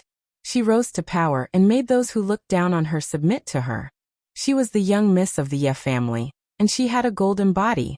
All the glory should belong to her. "Tang Zheng, if you submit to me, obediently become my subject, and personally kill Yi Ding Dang, I can let bygones be bygones and let you live as happily as a god every day." The corner of Yi Meiyu's mouth curled up, revealing a charming expression as she spoke bluntly. Tang Zheng was slightly startled, then shook his head and said, "Yi Meiyu, you've really gone crazy." Power could make a person lose their mind. And so was strength. Yi Meiyu had already lost her mind to her own inner demons. She thought that she was invincible, and did not put anyone in her eyes. Actually, this was also related to the fact that Nightmare had bragged to her. Nightmare bragged about his own heart dream traceless technique, as if he was invincible in the world. Yi Meiyu was simple-minded and really believed him. Tang Zheng quickly asked what this woman meant by what she said earlier. Why has Nightmare become a thing of the past? Qiyu caught the key point in Yi Meiyu's words and asked anxiously. Tang Zheng's heart moved, and he immediately realized this problem, and asked, "Yi Meiyu, you said that Nightmare did not take over your body, then how did you obtain her heart dream traceless technique?" Yi Meiyu laughed. "It's so simple. You can't even think of the answer? Of course it was me who killed this old fellow. Humph, he even tried to control me and make me his disciple. How could I, Yi Meiyu, submit to him?" "You killed Nightmare?" Tang Zheng turned pale with fright. Qi Yu and the inner demons also cried out in alarm at the same time. They knew very well how powerful the Nightmare was, but they never thought that it would actually die in the hands of a woman like Yi Meiyu after tens of thousands of years. If he had known this would happen, Nightmare Lord would probably have preferred to die in the Battle of Zhuolu. Dying like this was just too humiliating. Qiyu let out a long sigh and faintly said, "The affairs of the world are fickle. A strong person like Nightmare actually died in the hands of such a woman." There was a lot of sighing in his words. The inner demons said, "Tsk, this woman is not simple. How did the incubus die in her hands?" This was because she had inherited the traceless dream spell from the Nightmare Lord. This shows that her talent is not simple. As far as I know, from ancient times until now, only Nightmare Lord has this kind of unique talent. I never thought that after tens of thousands of years, another one would appear. Qi was silent for a moment, then sighed. The affairs of the world are fickle. In the past, no one would have thought that Yi Meiyu would have such a heaven-defying talent. Perhaps this was her opportunity, her fate. She's still a long way from the Nightmare Lord at her peak. While she's still weak, we should get rid of her to prevent future troubles. Qiyu said resolutely. The inner demons rarely agreed. That makes sense. The two of them understood the power and threat of the Nightmare Lord very well. Naturally, They did not want a second nightmare lord to appear in this world. Tang Zheng stared straight at Yi Meiyu and suddenly felt that she was a little pitiful. A person who had lost herself was no different from a walking corpse. Seeing that Tang Zheng did not speak, Yi Meiyu raised her eyebrows and said, "Why aren't you saying anything? I'm 1,000 times better than Yi Dingdang. This choice is very easy." "Shut up!" Tang Zheng shouted. "What qualifications do you have to be compared to Dingdang? You're not even fit to carry her shoes." Yi Meiyu's almond-shaped eyes opened wide, her anger rising as she hissed. "Tang Zheng, I gave you face, but you don't want it. You're courting death, go and die." As soon as she finished speaking, she spread out her hands. The aura between heaven and earth became chaotic, and circles of ripples appeared in the air. "Her cultivation is very high, you have to be careful," Qiyu reminded. "Right, although she's not a nightmare lord, I don't know what method the nightmare lord used, but he actually raised her to the Yuanying stage so quickly." The inner demons agreed. Yuanying stage? Tang Zheng was so shocked that his jaw almost fell to the ground. He had experienced many difficulties and obstacles before he could cultivate to the Yuanying stage, and this was already considered an extraordinary talent. How could Yi Meiyu have such achievements in such a short period of time? This cultivation speed almost killed everyone in an instant. Qiyu didn't find it strange and said, "Heart's Dream's traceless technique is very different from normal techniques. Back then, Nightmare Lord's cultivation was very weak, but after he comprehended the Heart's Dream's traceless technique, his cultivation soared to the heavens, reaching the spirit-severing stage. It's just that in the later stages, she was weak, and her cultivation stopped at the Mahayana stage.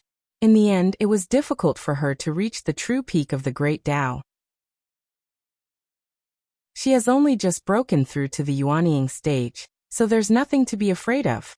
Tang Zheng was extremely shocked as if he had been struck by a bell. His eyes widened as he looked at Yi Meiyu in disbelief. In addition, there must be a reason why this woman can reach the Yuanying stage in such a short period of time. This is because she went from an ordinary person to the Yuanying stage. Even with the traceless dream spell, I think it's too fast. Qiyu added. The inner demons said. "Then what other reason do you think there is?" "I don't know. In short, this woman is definitely not as simple as she looks on the surface," Qiyu said solemnly. Qiyu and the inner demons had unique insight and guessed correctly. There was indeed another reason. Not only did Yi Meiyu kill the inner demons, she even used his soul to condense her own Yuanying. The soul of a Mahayana stage ranker condensing a Yuanying was naturally much faster than the usual gradual cultivation of Yuanying. Furthermore, the successful condensed Yuanying would possess many of the abilities of the Nightmare Lord. However, Qiyu and the inner demons never would have thought that not only did the Nightmare Lord die in grievance, he would not be able to rest in peace after death. Even his soul would be used by Yi Meiyu. Although Yi Meiyu was simple-minded, she was ruthless and had many tricks up her sleeve.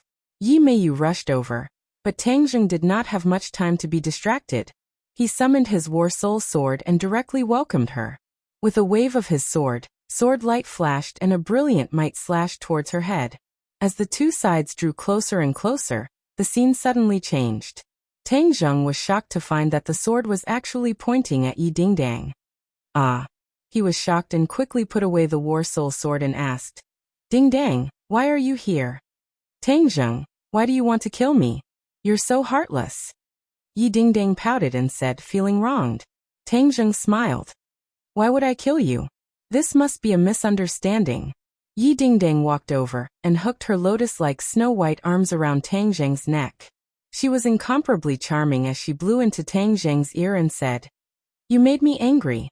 How are you going to apologize?" Her pink tongue gently licked Tang Zheng's earlobe, and it was as if an electric current had instantly flowed through Tang Zheng's entire body. Tang Zheng had a strange feeling. Yi Dingdang seemed to be different from usual. She was not this charming, as if she was a completely different person. "Young man, wake up. Don't be bewitched. You've been hit by her Heart's Dream traceless spell again," the inner demons reminded him. "Tang Zheng, wake up quickly." Qiyu also shouted loudly. This time, the two of them were on guard and did not fall for Yi Meiyu's trick like Tang Zheng. Seeing that he had entered the dream again, They immediately reminded him.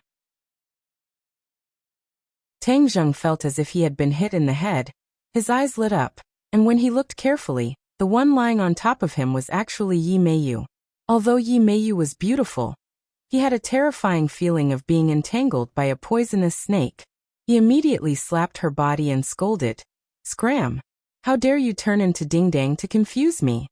Yi Meiyu took a palm strike and retreated, spitting out a mouthful of blood.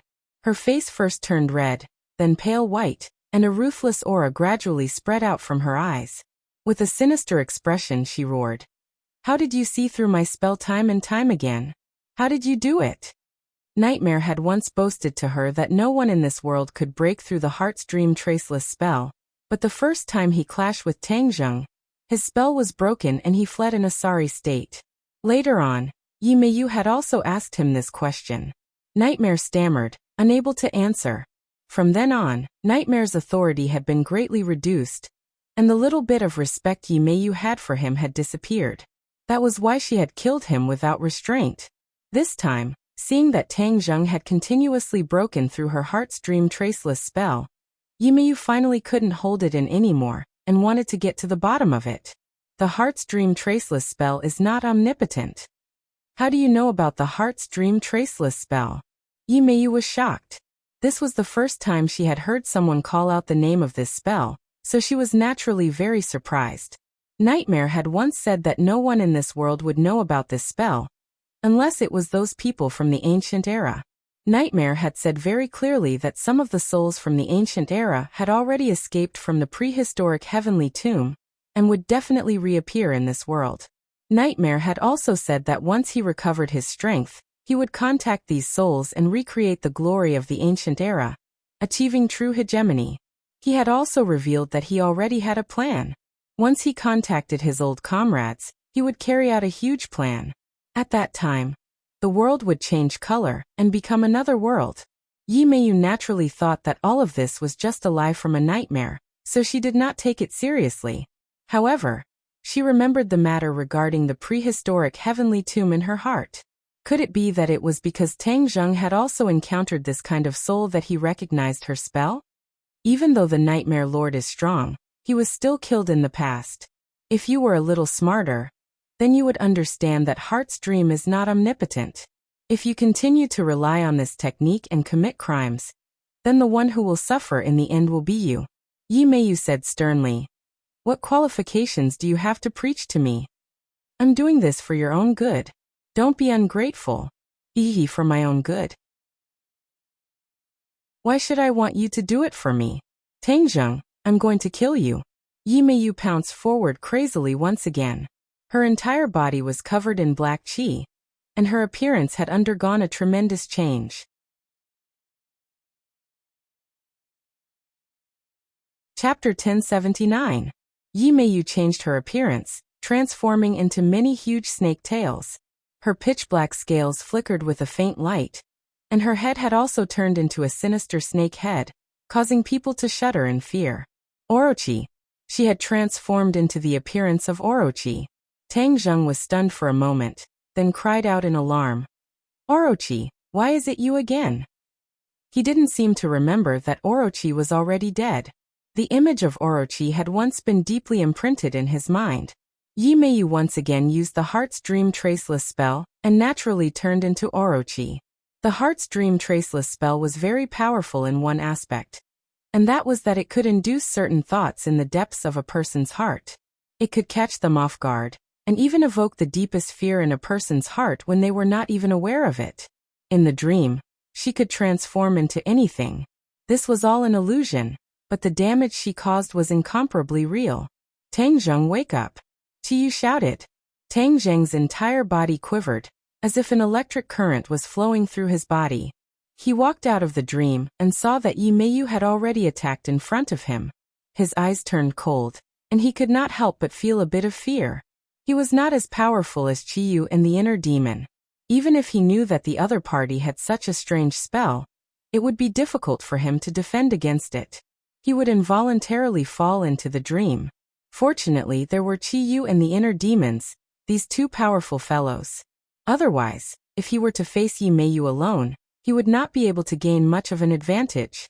Seeing that Tang Zheng had woken up once again, a cold light flashed in Yi Meiyu's hand, and a sword appeared. It was like autumn water, and the sword light rippled, pointing straight at Tang Zheng's heart. Crack! The War Soul Sword appeared once again. It streaked across the air and landed on the sword, splitting it into two. The War Soul Sword went straight for Yi Meiyu's vitals. Yi Meiyu's eyes flashed with panic as she retreated in panic. However, the War Soul Sword had completely enveloped her, leaving her with no way out. Clang! Suddenly, a green light descended from the sky and landed on the War Soul Sword. With a crisp sound, the War Soul Sword tilted to the side, and the huge rebound force caused Tang Zheng to almost lose his grip on the War Soul Sword. Intense pain and numbness spread from his palm to his entire body in an instant. Tang Zheng was shocked and looked at the scene in front of him in disbelief. This green light was not Yi Meiyu's attack, but an unfamiliar woman beside her. She was holding a weeping willow in her hand. It was lush green and exuded vitality. Heartless Willow! Qi Yu and the inner demons shouted in unison. Tang Zheng's head jerked, and he hurriedly asked, "What Heartless Willow?" "Didn't we tell you before that in ancient times, the Yellow Emperor had a fierce female general under his command? The Heartless Willow is her magic treasure," Qi Yu said with a complicated tone. Tang Zheng suddenly opened his eyes wide and stared straight at the unfamiliar woman in front of him. Her waist was wide and fat. Her face was filled with hardships. Her hands were filled with calluses. Her face was filled with fierceness. Her aura was extremely sharp. Her domineering aura leaked out, and she did not have the slightest bit of weakness of a woman. "Heartless Willow, who exactly are you?" Tang Zheng asked warily. She raised her thick eyebrows, and her face was filled with a ferocious expression that could almost scare a child to tears. She opened her bloody mouth and clicked her tongue in admiration. "You actually know my transcendent artifact? Who told you? Who doesn't know the magic treasure of the general under the Yellow Emperor? You even know about the Yellow Emperor?" The other party was truly surprised. "Since you recognize the Heartless Willow, then you should naturally know who the owner of the Heartless Willow is." Her voice was powerful and resonant, as if she was using a loudspeaker to amplify her voice. "Lu Wuxin, she is Lu Wuxin." Qi Yu let out a long sigh and said faintly, "In ancient times, Lu Wuxin was not only an amazing cultivator, but also an outstanding beauty. How could she look like this? Lu Wuxin is not dead. How many of those old things have come back to life?" The inner demons could not hide their surprise and clicked their tongue in wonder. "Could Lu Wuxin be the very powerful female general you were talking about?" Tang Zheng cursed inwardly and hurriedly asked. "You are very smart, you guessed right." The inner demons sighed. "Qi Yu, you really have a crow's mouth. Speak of the devil and he will appear. This Lu Wuxin's cultivation is obviously not weak. If the two of them join hands to fight me, won't I have little chance of winning?" Tang Zheng complained incessantly. "That might not be the case," Qi Yu retorted. "Lu Wuxin was very powerful back then, but she is now the same as Nightmare. Her strength has been greatly reduced, and she is no longer as strong as she was back then. On the contrary, your cultivation is higher than both of them." "Really?" Tang Zheng was both surprised and happy. "Of course it's true." Qi Yu nodded. "Their souls have experienced tens of thousands of years and are no longer as valiant as they were back then. Now that they have just been reborn, their strength has been greatly reduced and cannot be compared to you. However, these people have a lot of battle experience and have many mysterious techniques, so they definitely cannot be underestimated." Tang Zheng nodded heavily, indicating that he understood. Lu Wuxin stared at Tang Zheng with a burning gaze, as if he wanted to see through him. Yi Meiyu looked at this uninvited guest curiously and asked, "Who are you?" "You are Nightmare's disciple, and Nightmare and I are old friends, so we are together." Lu Wuxin's gaze turned and landed on Yi Meiyu's body. Yi Meiyu frowned. Just now, when she saw Lu Wuxin make a move, she naturally understood how powerful the other party was. She did not rashly contradict her, but instead had an idea. Since she is an old friend of that old thing, Nightmare, then wouldn't I be able to use her to deal with Tang Zheng? Yi Meiyu had fought with Tang Zheng a few times, and seeing that he could easily break through her traceless dream technique, she gradually stopped underestimating him. However, her hatred for Tang Zheng did not decrease in the slightest, but instead became more and more intense. Lu Wuxin, you claim to be smart, but you still don't know that you've been deceived by others? The person in front of you is not a good person. It is true that she is Nightmare's disciple, but Nightmare died in his hands. You and Nightmare are old friends. Don't tell me that you don't want to take revenge for your old friend? Tang Zheng had an idea and asked back. Yi Meiyu's expression changed slightly as she berated sternly. Tang Zheng, you're spouting nonsense. What? Nightmare is dead? What's going on? Lu Wuxin turned pale with fright. Yi Meiyu's tears streamed down her face as she said with a tearful face, Senior, Master died so miserably. At the critical moment of possession, he was disturbed by this Tang Zheng, and then killed by him. Yi Meiyu's acting skills were top-notch, and her ability to play the blame game was at its peak, successfully deceiving Lu Wuxin. Lu Wuxin flew into a rage, his eyes blazing as he stared at Tang Zheng, gritted his teeth and said, Tang Zheng, no matter how you try to sow discord, I will not fall for your trick. You brat, you do not know how powerful Nightmare is, so how could she possibly kill Nightmare? Your method is too clumsy, you can't fool me. Therefore you must die. Tang Zheng raised his eyebrows and said meaningfully, Yi Meiyu, I have truly underestimated you. You are so quick-witted, and your acting skills are so high. Yi Meiyu sneered in her heart, and said pitifully, Tang Zheng, not only did you kill Master, you even came to bully me, you are truly ruthless. Senior, you must avenge Master and uphold justice for me. With that, he looked at Lu Wuxin with tears in his eyes. Lu Wuxin was furious, his face was ashen. The heartless willow in his hand emitted a green light, emitting a mysterious and terrifying aura. Yi Meiyu glanced at Lu Wuxin without leaving a trace. Seeing that she had completely believed her words, she couldn't help but reveal an imperceptible smile. She thought to herself, these old things don't know how to keep up with the times, they're too easy to deceive.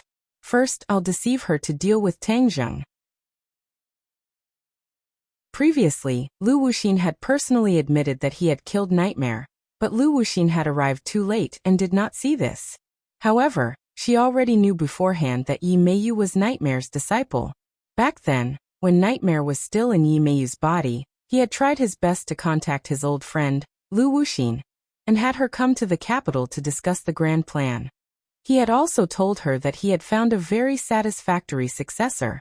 Lu Wuxin had just arrived at the capital tonight, and unintentionally discovered the battle between Tang Zheng and Yi Meiyu.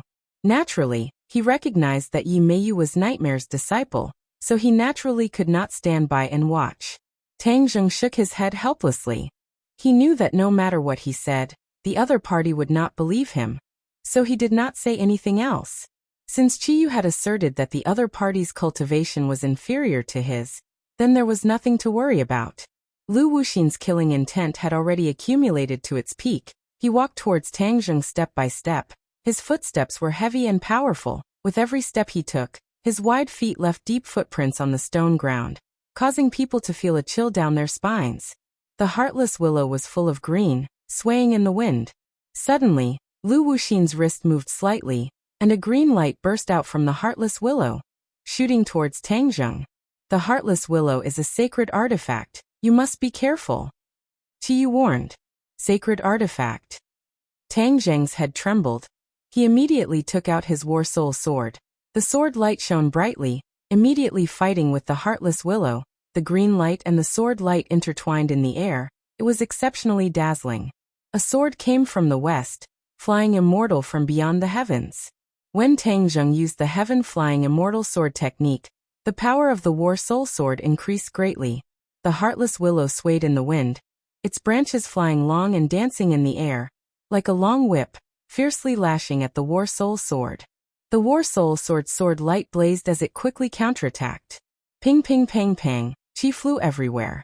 The surrounding buildings were affected. Large holes appeared on the walls, and the trees were cut in half.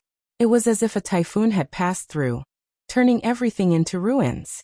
The heartless willow was still growing crazily. This small alley was almost filled with willow branches. There were willow branches all around, full of green, but in reality, It was filled with killing intent. Tang Zheng swung his sword and slashed. The heartless willow was cut in half, but it quickly grew back. Whoosh whoosh whoosh. Suddenly, a green light flashed, and the leaves on the willow branches flew up, like sharp flying knives, shooting towards Tang Zheng. Tang Zheng's surroundings were filled with willow leaves, covering the sky and the sun. Sacred armor shield. Tang Zheng roared, and the sacred armor shield appeared out of thin air. Ding-dang! The willow leaves that filled the sky hit the sacred armor shield. The huge rebound force caused Tang Zheng's body and mind to tremble. Lu Ye's attack was nullified by the sacred armor shield. Tang Zheng thrusted with his sword, and with a piercing sound, the willow branch was cut off again. The War Soul sword turned into a ray of sword light and left his hand, flying through the thousands of willow branches towards Lu Wuxin, who was behind the layers of barriers.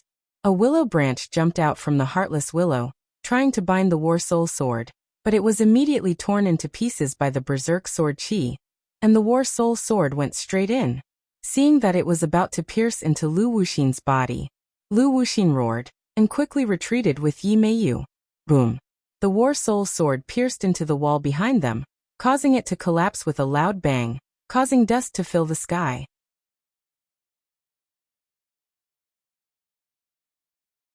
Chapter 1080.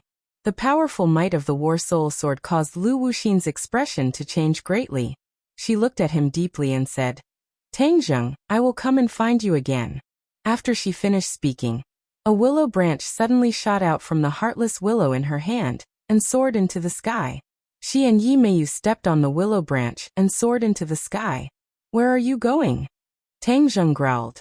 The War Soul sword flew into the air and slashed at the willow branch with a so sound. The willow branch broke, but it did not fall to the ground. Instead, it relied on an invisible force to quickly grow, and disappeared into the horizon in the blink of an eye. Don't chase after her. Although Lu Wuxin's cultivation is not as good as yours, she has a lot of methods. Her ability to escape is definitely above yours. You won't be able to catch up. Qiyu advised. Tang Zheng had no choice but to stop and say faintly, "Lu Wuxin and Yi Meiyu have both escaped. These two will definitely not let this go. They will definitely come and find trouble with me in the future. This is inevitable. Now that the two generals under the Yellow Emperor have appeared together, isn't this a good thing?" Qiyu said worriedly, as if deep in thought. "Is there a problem?" Tang Zheng did not understand. The inner demons explained. The Yellow Emperor's old subordinates have been resurrected, so of course he would be unhappy. The Yellow Emperor is his old enemy. Qiyu said snappily. "Inner demons, you're old and confused. Am I really such a petty person?" "Aren't you?" the inner demons asked. Qiyu said angrily. "Don't tell me you didn't think about what would happen if the people under the Yellow Emperor gathered their old subordinates once again?" The inner demons was startled, as if they had been enlightened by these words. "You're saying that they plan to regroup and make a comeback? Is that not possible?" Qiyu asked. The inner demons fell silent. This question had stumped him. It was indeed possible. After a while, the inner demons said solemnly, "The Yellow Emperor is dead. Even if they want to make a comeback, what chance do they have? It's hard to say what's going on in the world. Back then, I was able to preserve a sliver of my soul during the Battle of Zhuolu, let alone the scheming Yellow Emperor. Can you be sure that he didn't leave behind any backup plans?" This question made the inner demons fall silent again. Tang Zheng recalled that back in the desolate heavenly tomb, Tian Chanzi had been possessed by a strand of the Yellow Emperor's remnant soul on the bronze coffin, and had even tried to kill Tang Zheng. Later on, after the Yellow Emperor's remnant soul had disappeared, Tian Chanzi had even profited from this disaster and increased his cultivation. Could it be that other than that strand of the Yellow Emperor's remnant soul, there were other Yellow Emperor's souls in this world? He couldn't think of an answer because even Qiyu and the inner demons didn't know the real answer. The inner demons hesitated for a long time before finally saying, "If the Yellow Emperor really has a way to survive, then wouldn't he be competing with your old rival again?" Qiyu coldly snorted and didn't comment. Tang Zheng's expression changed as he muttered to himself. "Qiyu is in my body. If the Yellow Emperor comes to deal with Qiyu, Then wouldn't I be the first to bear the brunt of it? Hee hee, young man, you're quite smart. Now you understand how dangerous it is to have Chiyu in your body. He's simply a ticking time bomb. The inner demons gloated. Chiyu flew into a rage. Inner demons, you're talking nonsense. Don't make it sound like you're related to the Yellow Emperor. You're also a thorn in the side of the Yellow Emperor. If the Yellow Emperor knows that you're in Tang Zheng's body, I'm afraid that he won't be able to wait to destroy you. Chiyu impatiently retorted. Hearing the two bickering, Tang Zheng felt a headache coming on. He held his forehead and said worriedly, "You two aren't easy to deal with. I'm really unlucky to have let you two enter my body." Chiyu and the inner demons immediately fell silent. Clearly, they didn't want to provoke Tang Zheng. What should we do now? Is there any way to find these two? Tang Zheng was silent for a moment and then asked. Chiyu said faintly, "These two have a primitive aura on them. It's just that it's beyond the range of my perception, so I can't find them for the time being. Don't tell me that I'm just going to let the other party spy on me. Who knows, maybe one day I'll encounter a sudden attack." Tang Zheng asked in annoyance. "No, they've tested your true strength this time. They won't act rashly again." Chiyu hurriedly comforted him. Tang Zheng snorted and said, "What if they don't do as you say?" "They won't. Lu Wuxin is a very steady person. She won't act rashly unless she has full confidence. You can rest assured about this," Chiyu said solemnly. The inner demons agreed. Chiyu didn't lie about this. Many people knew about Lu Wuxin's temperament back then. She always strives for stability. Then what do you think she'll do next? On one hand, she'll work hard to cultivate and strive to reach the next level. On the other hand, if she really has other motives, then she'll definitely gather the Yellow Emperor's former subordinates and rise again in winter. Chiyu analyzed. "What do you think, inner demons?" Tang Zheng asked. "I agree." Tang Zheng fell into silence. Lu Wuxin's appearance had caught him off guard. Most importantly, Xiaobai hadn't been found yet. After a comprehensive analysis of this trip to the inner palace, he was afraid that the bureau chief really didn't have the strength to capture Xiaobai. Then where did Xiaobai go? And who was the one who took him away? This was a huge mystery. He hesitated whether or not to return to the inner palace, but after thinking for a while he decided to give up. Since he believed that the bureau chief couldn't capture Xiaobai, there was no point in continuing to pester the bureau chief. He couldn't possibly kill the other party, could he? That would escalate the situation, and eventually cause irreparable damage. There must be some clues. Xiaobai isn't an ordinary pet. The person who wants to capture him must have a high enough cultivation. There are many experts in the capital, but there are very few who have the ability to capture Xiaobai. All of a sudden, he could not help but look up and actually saw a sky full of stars, which was quite rare. A light flashed in his eyes, and he suddenly slapped his head and exclaimed, "I almost overlooked this point. This is too important. The power of the stars. Yes, this is the key." He immediately recalled the clues from before, and finally realized that according to the time, when Little White and Little Yu were attacked, there was a change in the power of the stars in the sky. The mighty power of the stars descended from the sky and enveloped the capital city. The others did not notice it, but Tang Zheng, who was extremely sensitive to the power of the stars, would not ignore it. It was just that he had never connected this matter to the capture of Xiaobai. He found his direction again, his eyes flashing as he looked in a certain direction. In the capital, there was only one person who could activate the power of the stars, and that was Ji Wuxiang. With the help of the heavenly chess, he could freely activate the power of the stars. Could this be related to him? Tang Zheng had long suspected Ji Wuxiang, and this time, there were many suspicious points, so he naturally would not let them go. Thus, he made a prompt decision and disappeared into the darkness in a flash. Lu Wuxin and Yi Meiyu only stopped when they reached a safe place. Their eyes met, and Lu Wuxin's eyes, which were as bright as night pearls, stared straight at Yi Meiyu, as if they could see through her heart. Yi Meiyu pretended to be magnanimous, as if she did not hide anything. All these years in a famous family, she had already learned how to hide and act, so dealing with Lu Wuxin was a piece of cake for her. "Senior, are we safe?" Yi Meiyu pretended to be in a state of shock and asked. Lu Wuxin nodded coldly and asked, It's the middle of the night. Why are you looking for Tang Zheng? Yi Meiyu's eyes reddened and she said with great emotion, Senior, I know that Master died at his hands, and I know that I am not his match, but when I think of Master's tragic death, my heart feels like it's being twisted by a knife, and I want to take revenge for Master. With your little cultivation, you are not his match at all. How are you going to avenge your master? Foolish. Lu Wuxin reprimanded without any trace of politeness. Yi Meiyu lowered her head and said righteously, Yes, but for Master, I will not hesitate to sacrifice myself. Your intentions are very good, but you cannot act rashly. We should think about it carefully. Tang Zheng's cultivation is stronger than ours, but that is only temporary. With me here, not only my cultivation, but even your cultivation can quickly increase. For a gentleman to take revenge, 10 years is not too late. We will take revenge in the future. Lu Wuxin said resolutely. Yi Meiyu's lowered eyes flashed with an imperceptible sense of pride, and said, I will listen to Senior's instructions.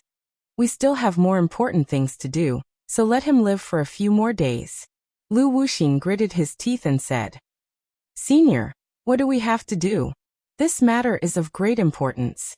It is the greatest mission and wish of me and your master, Nightmare. Since your master is no longer here, then this mission will fall on your shoulders. Lu Wuxin patted Yi Meiyu's shoulder with his thick palm and reminded her. Yi Meiyu had an idea and said, Senior, don't worry, I will definitely complete Master's last wish.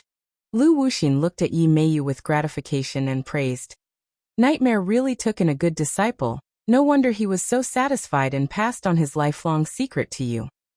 This is all because of Master's love. I will remember it in my heart. Yi Meiyu said without changing her expression. What exactly is this matter? You'll know when the time comes. Lu Wuxin did not say it out loud. Yi Meiyu also did not ask any further, thinking that she would know one day. Right now, our top priority is to find a like-minded old friend, Lu Wuxin said. Oh, what old friend? The old friends of your master and I. The souls that escaped from the prehistoric heavenly tomb must have already found a new body. It's time to gather them. Lu Wuxin said excitedly, ready to move. Yi Meiyu's heart skipped a beat, and asked, Where are we going to find them in this vast sea of people? There will always be a way.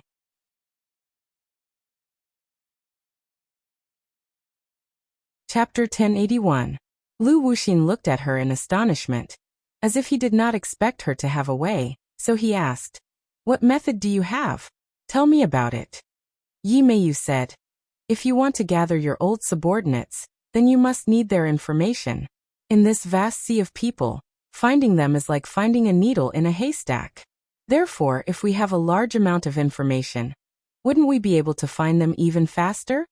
Lu Wuxin's eyes lit up, as if he was deep in thought. That's a good idea, but where is the information we want? I know a person. He definitely has the information you want. Who is it? Yi Meiyu purposely kept him in suspense. Senior, we'll know when we get there. This way, please. After passing through the streets and alleys, the two of them arrived at a high wall. Lu Wuxin looked deeply into the high wall and said, What is this place? There are quite a few martial artists among them. Although Lu Wuxin was from the ancient era, he still knew the difference between martial artists and cultivators. Naturally, he could feel the auras within the high wall. Yi Meiyu laughed. Of course there will be martial artists. This is the great inner palace, and the people at the top of the country live inside. Lu Wuxin still had a certain understanding of modern society, and understood what Yi Meiyu's words meant. However, she did not put the so-called power level in her eyes at all. In her heart, other than the Yellow Emperor, no one else was worth fearing. You have a relationship with the people inside? Lu Wuxin asked suspiciously. I can pull the strings. If Senior talks to him, he will have everything Senior wants. Yi Meiyu said with a smile. Lu Wuxin thoughtfully nodded his head. That's a good idea. As soon as she finished speaking, she soared into the air and jumped over the high wall.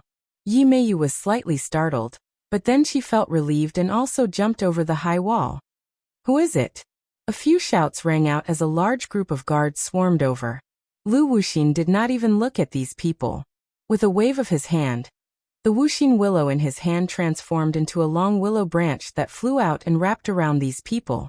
One by one, they were thrown out and landed on the surrounding roofs. Such a huge commotion immediately attracted the attention of even more people. Bang, bang, bang. Gunshots rang out, and bullets filled the sky directly towards the two of them like a tidal wave. Lu Wuxin's eyes flashed with cold light. Swish, swish, swish. The willow leaves on the willow branch transformed into rays of green light that pierced through the bodies of these people like lancet knives. Immediately, these people fell to the ground with a loud bang. Lu Wuxin walked toward the innermost area as if he had entered an uninhabited area. Yi Meiyu followed behind her with a smile. Originally, the bureau chief and Yi Xuanji were still having a long talk.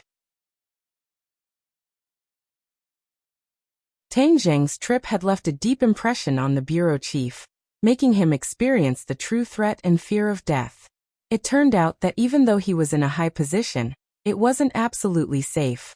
In front of a powerhouse like Tang Zheng, he actually felt a trace of inferiority. He suddenly had a desire to become stronger. In addition to power, he had a new goal. However, after a long conversation with Yi Xuanji still couldn't think of a way to make him stronger no matter how hard he tried. After all, he wasn't young anymore. For a martial artist, he was already past the age to practice martial arts. He was extremely disappointed and sat back down heavily on the chair, unable to hide the disappointment on his face. Yi Xuanji's thoughts were complicated. This time, Tang Zheng's actions had caused him a great shock. He had been running the Ye family for so many years and had grown stronger day by day, but he still didn't dare to go against the bureau chief. Now he even had to act according to the bureau chief's mood. Compared to Tang Zheng, the difference was obvious. It made him feel a deep sense of defeat. He had worked hard his entire life, but he couldn't compare to Tang Zheng in just a few years. The gap was too big. Suddenly, Yi Xuanji's expression changed drastically as he looked outside the door. The sounds of fighting and shouting immediately came from outside. The bureau chief also heard it and immediately sat up straight, frowning as he looked outside the door. "I'll go and see what's going on," Yi Xuanji took the initiative to say. Yi Xuanji stood up and walked out. Before he reached the door, he saw a woman walking towards him. His pupils suddenly constricted, and all the hairs on his body stood up. Because from the other party he felt a strong sense of danger. Who is this woman? Where did this expert come from? I can't see through her at all. Yi Xuanji was shocked. Lu Wuxin walked over expressionlessly and looked at Yi Xuanji coldly. He didn't put him in his eyes at all. Then he looked inside the house and immediately locked onto the bureau chief. He strode into the house. "Stop!" Yi Xuanji of course couldn't sit still, and immediately shouted to stop him. Lu Wuxin acted as if he didn't hear him. Yi Xuanji's face was as red as blood. He took a step forward and blocked Lu Wuxin's path. Lu Wuxin was still looking forward. The heartless willow in his hand flashed with a green light, and the willow branches grew crazily, immediately wrapping around Yi Xuanji's leg. With a fierce pull, Yi Xuanji was hung upside down like a lantern, hanging at the door. Yi Xuanji was furious and reacted quickly. The sword in his hand flashed and directly chopped at the willow branch. Kacha! The willow branch broke. Yi Xuanji regained his freedom and landed on the ground in a sorry state. He saw Lu Wuxin had already walked through the door. Yi Xuanji was about to shout when he saw a slender woman standing in front of him. It was his granddaughter, Yi Meiyu. "Meiyu, why are you here?" Yi Meiyu glanced at him indifferently and said, "Why can't I come here?" "Of course you can't come," Yi Xuanji roared. He had suffered such a huge loss in front of his own granddaughter. He felt that he had lost all face, so his temper was naturally not good. The corner of Yi Meiyu's mouth curled up into a cold smile as she said, "Of course I can come to a place that you can't come to. I can still come to a place that you can't come to. Meiyu, how dare you speak to me in such a tone?" Yi Xuanji did not know that Yi Meiyu was no longer the same as before, nor did he know anything about what had happened to her. His impression of her was still the same as before. Towards this granddaughter of his, Yi Xuanji racked his brains and chose to ignore her in the end. Therefore, even if Yi Meiyu wasn't at home during this period of time, And even if there were many changes, he didn't notice it at all. Yi Meiyu said lightly, "You've never thought highly of me. So why can't I use this tone to talk to you? Don't take advantage of your seniority. Your time has passed. Don't look for trouble yourself." Yi Xuanji was so angry that his lungs were about to explode. In the Yi family, his words carried weight, and his dignity could not be provoked in the slightest. But at this moment, Yi Meiyu dared to speak to him in such a manner. He really had the heart to kill her. His fists were clenched so tightly that cracking sounds could be heard. Yi Meiyu did not take him seriously at all, and walked around him into the house. Yi Xuanji suddenly reached out and grabbed her. He decided to teach her a lesson, and let her know what it meant to respect her elders. Just as his hand was about to grab Yi Meiyu, a slender and fair palm came forward and slapped his palm. After a muffled sound, Yi Xuanji staggered back. He looked at Yi Meiyu in disbelief, then looked at his own palm. It was as if he had seen a ghost, and his eyeballs were about to fall to the ground. In the past few years, Yi Xuanji had already received quite a bit of shock, but this time, he was truly frightened. Yi Meiyu was his granddaughter that he was extremely familiar with. It had been more than 20 years, and he knew her very well. When did she become so powerful? Hidden deep? Absolutely impossible. To hide from his eyes for so many years, unless he was blind and deaf. However, the scene in front of him was incomparably real, and it was impossible for it to be fake. Especially the power that was transmitted back from his palm. Even his qi and blood were churning. "Meiyu, what's going on?" Yi Xuanji could not help but ask. Yi Meiyu looked at him coldly and smiled complacently. "Your era has passed. The future of the Ye family depends on me." Yi Xuanji almost spat out a mouthful of blood. His face was flushed red, and he was unable to say a word. However, he was already helpless. The difference in strength between the two of them was too obvious. He had worked hard for his entire life, but his achievements were actually inferior to his own granddaughter. This was truly a huge joke. In an instant, he seemed to have aged 10 years, and wrinkles appeared on his face. Yi Meiyu did not look at him anymore, and directly walked into the room. Lu Wuxin had already walked in front of the bureau chief. The bureau chief's expression kept changing. He was also at a loss for what to do. Of course he knew Yi Meiyu, but he never thought that she would be so powerful, to actually suppress Yi Xuanji. This was too unreasonable. Could it be that this pair of grandfather and grandson were acting for him? Impossible. Judging from Yi Xuanji's reaction, he did not know about it beforehand. Then that did not make sense. When did Yi Meiyu become so powerful? This was definitely not a long time, but an extremely short period of time. The bureau chief's eyes lit up. If Yi Meiyu became stronger in an extremely short period of time, wouldn't that mean that he also had the chance? He stared at Yi Meiyu with a burning gaze, his eyes almost blooming with light. "I need you to give me information." Lu Wuxin went straight to the point and said his opening words without any trace of politeness. The bureau chief's gaze was immediately attracted back to Lu Wuxin, and he asked with a serious expression, "May I ask who you are, to dare to barge into my residence at night?" Lu Wuxin. These 3 words floated in the air. A look of suspicion flashed across the bureau chief's eyes. He had never heard of this name before, and could not help but be puzzled. A person with such strength in this world should not be a nobody. Where did she come from? Yi Xuanji also had the same question in his heart, but he swallowed the words that were about to come out of his mouth.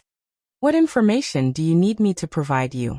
The bureau chief asked with interest. If the other party had a request, then he would be safe. This meant that the other party was not targeting him. Otherwise, experiencing 2 battles against him in one night would probably leave a serious psychological shadow in his heart.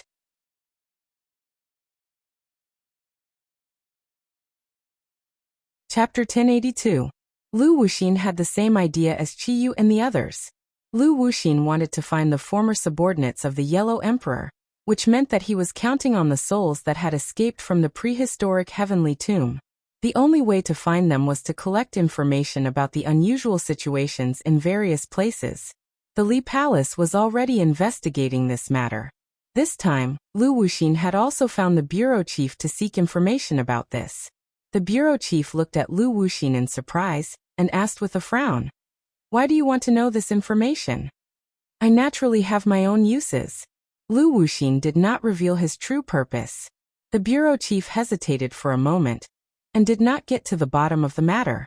Instead, he glanced at the numerous guards who were chasing after them at the entrance. These people were really scared out of their wits.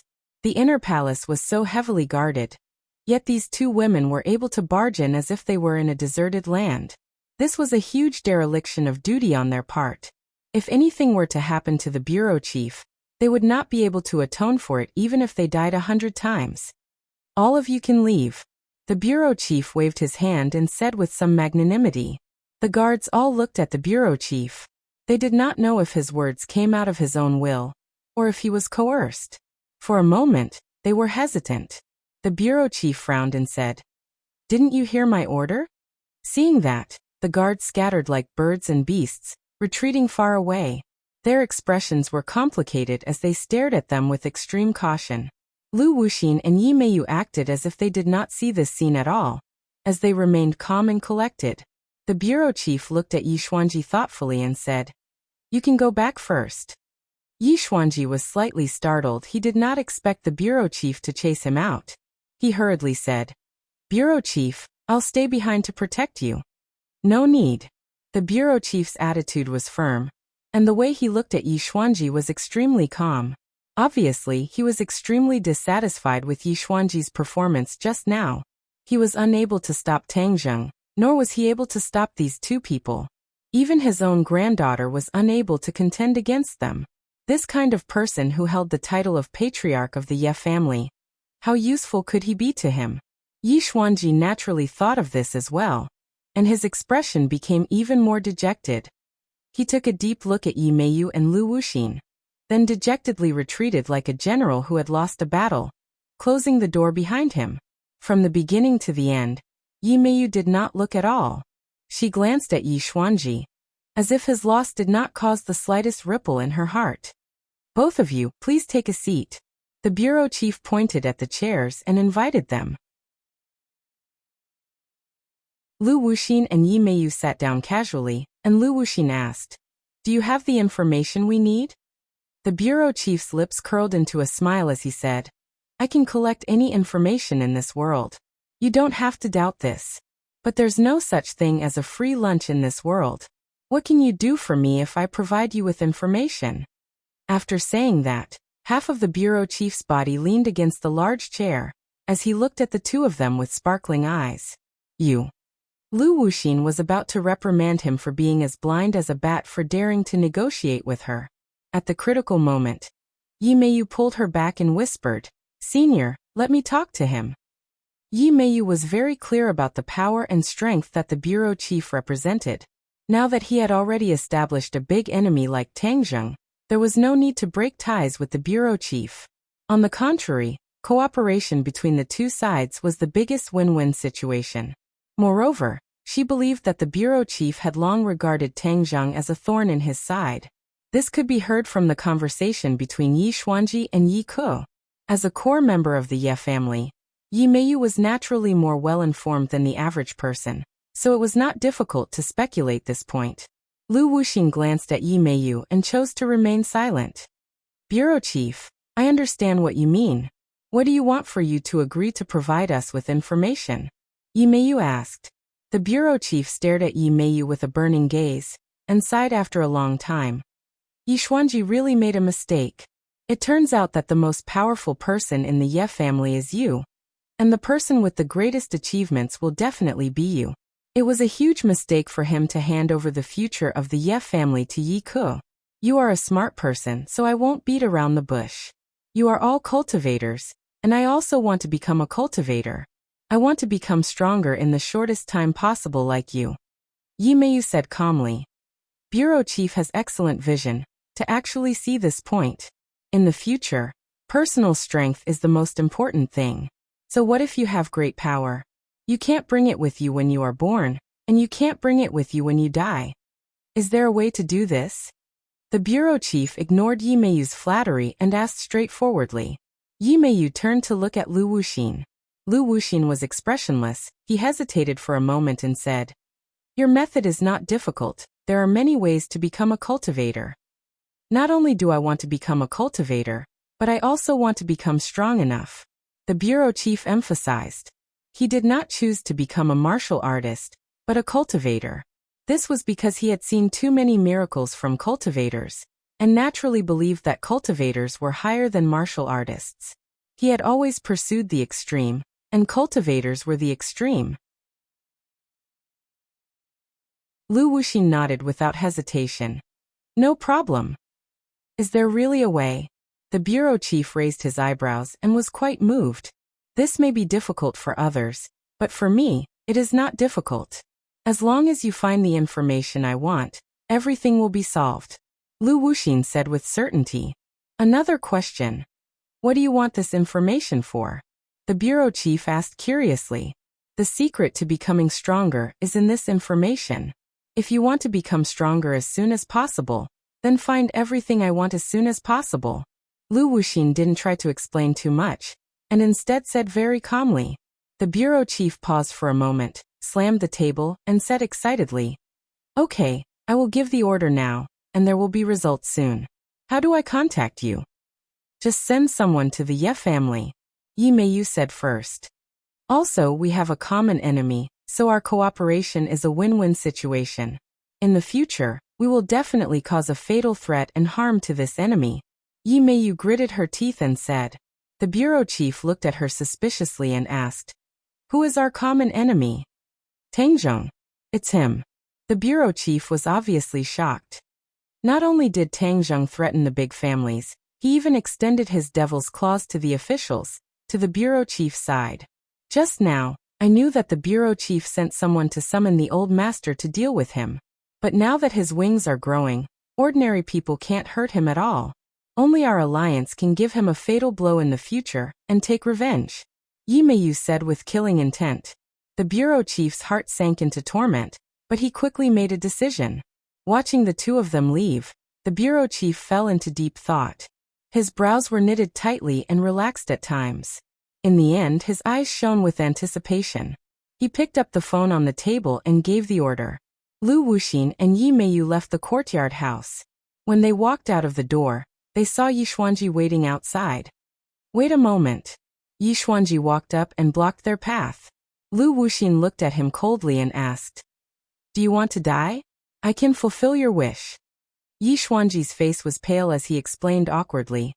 Don't misunderstand, I don't have any hostility, I just want to find out what happened to my granddaughter. With that, he turned his head and stared straight at Yi Meiyu. In the end, he had no choice but to connect the matter of the possession that Tang Zheng had mentioned a while ago. Yi Meiyu had suddenly become strong. Could it be that she had been possessed by someone? He was not completely ignorant about possession. He understood that a stronger soul had taken over the body, which was equivalent to a different person. Could it be that the granddaughter standing in front of him had another strange soul in her body? Yi Xuanji was shocked by his own thoughts, as if he wanted to distinguish the difference in Yi Meiyu's body. In the end, he sadly discovered that there were too many differences in Yi Meiyu's body. It was as if she had changed into another person. Meiyu, what's going on? Is this still you? Yi Xuanji's voice trembled as he asked in a low voice. The corner of Yi Meiyu's mouth curled up, and she said, Of course I'm not the same as before. This is a brand new Yi Meiyu. Didn't you always value that girl Yi Dingdang and treat me as a woman who is not important or even a disgrace to your family? Let me tell you today, what Yi Dingdang can't do, I can do. What I can do, Yi Dingdang might not be able to do. I am the true hope of the Ye family. Although Yi Meiyu was strong, she still did not abandon the deep-rooted family concept of the Ye family. Instead, it was branded deep in her bones. Hearing that, Yi Xuanji thought hard, his eyes widened even more, but after racking his brains, he still couldn't figure it out. He was unable to determine if she had been possessed or not, because no one else could have said those words. You haven't been possessed? Yi Xuanji asked, unwilling to give up. Yi Meiyu's eyelids twitched. She glanced at Lu Wuxin from the corner of her eyes, and said calmly, Where did you hear this nonsense? How could I be possessed? I am Yi Meiyu, the real deal. Then how did you become so powerful? This is all thanks to Master. You won't be able to understand. Yi Meiyu smiled and pretended to be mysterious as she spoke. Who is your master? For the Ye family to nurture such a powerful person, I, Yi Xuanji, should pay him a visit and express my gratitude. Yi Xuanji rolled his eyes and said sincerely, Master has already passed away. You won't be able to see him anymore. Ah, this is truly a great pity. May I ask what your master's name is? I will definitely remember it in my heart in the future. Yi Xuanji said. Nightmare. Lu Wuxin answered first. Nightmare? Yi Xuanji had even more questions in his heart. He wanted to ask further, but the other party no longer had the desire to continue, and said coldly, Yi Meiyu, let's go.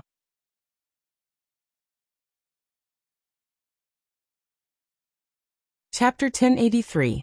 Watching Yi Meiyu and Lu Wuxin walk away, Yi Xuanji didn't have a chance to ask any questions. He returned to the Ye family in a daze. Yi Ke quickly greeted him and asked, Grandpa, why did the chief summon you so late at night? Yi Xuanji raised his head and glanced at his grandson. His face was full of loneliness and he didn't say a word. Yi Ke was shocked. She had never seen the old man like this before. She quickly asked, Grandpa, what happened? Xiaoku, have you noticed anything unusual with Meiyu recently? Yi Xuanji asked. Yi Ke was confused and said, I have been busy with my family business during this time. I haven't seen her for a long time. What happened to her? Did she cause trouble again? Yi Xuanji shook his head in disappointment. She has changed, she is no longer the Yi Meiyu of the past. Grandpa, what the hell is going on? You will know when you see her. After saying that, he walked to his room without looking back. That stalwart back seemed to be a little stooped, making Yi Ke's eyes jump a few times, and her heart was filled with apprehension. Meiyu, where are you?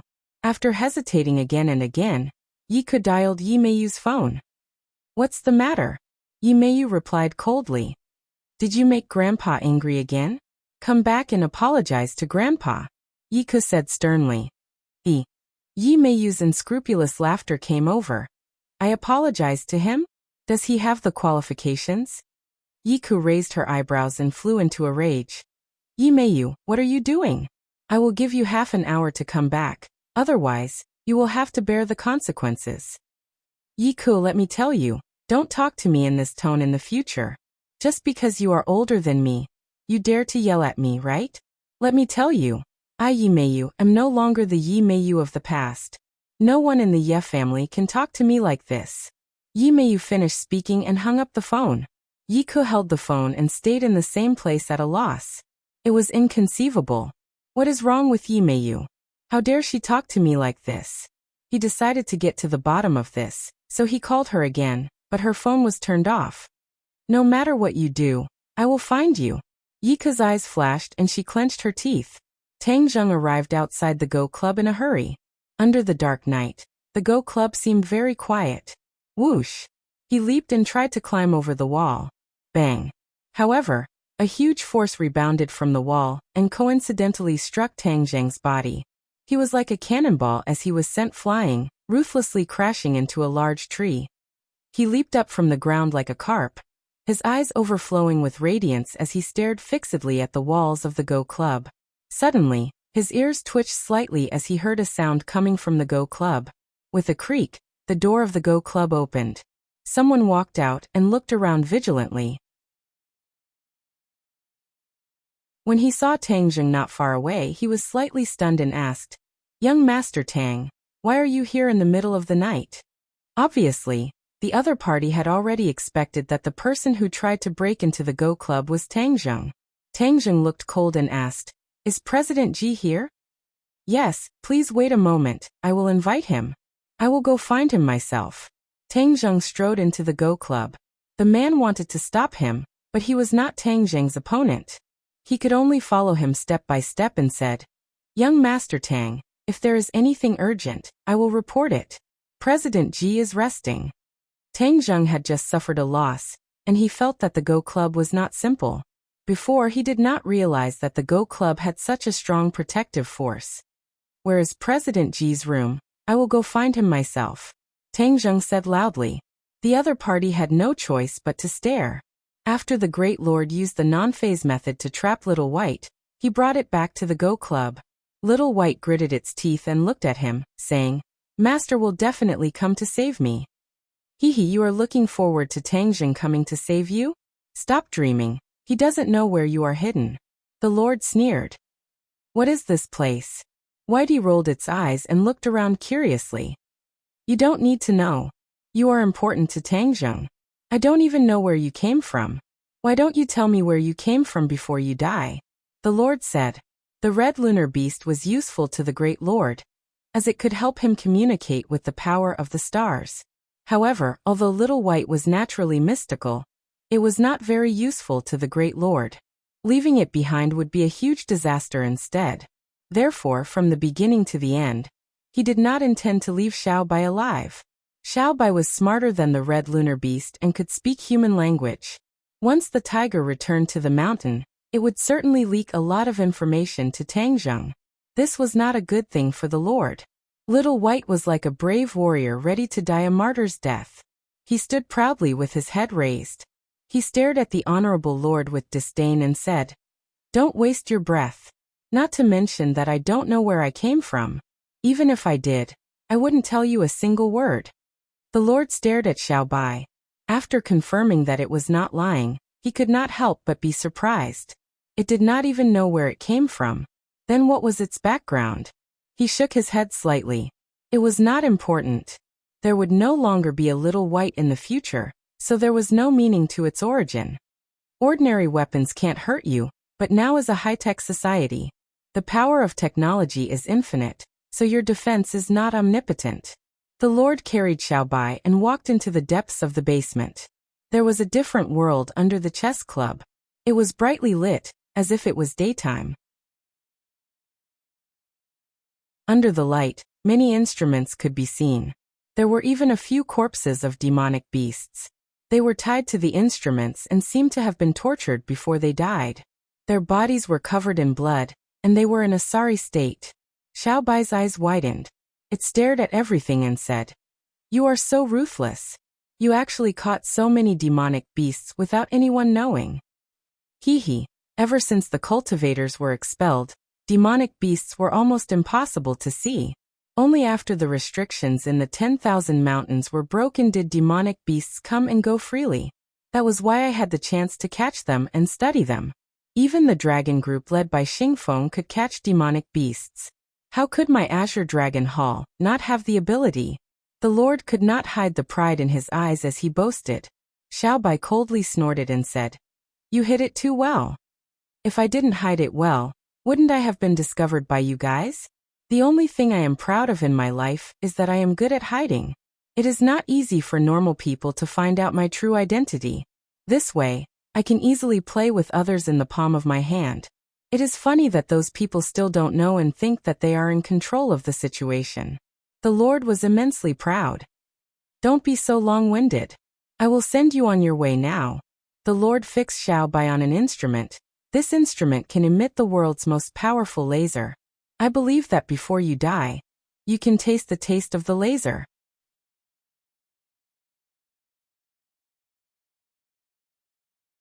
Chapter 1084. Xiaobai was fixed on the machine as the laser accumulated energy.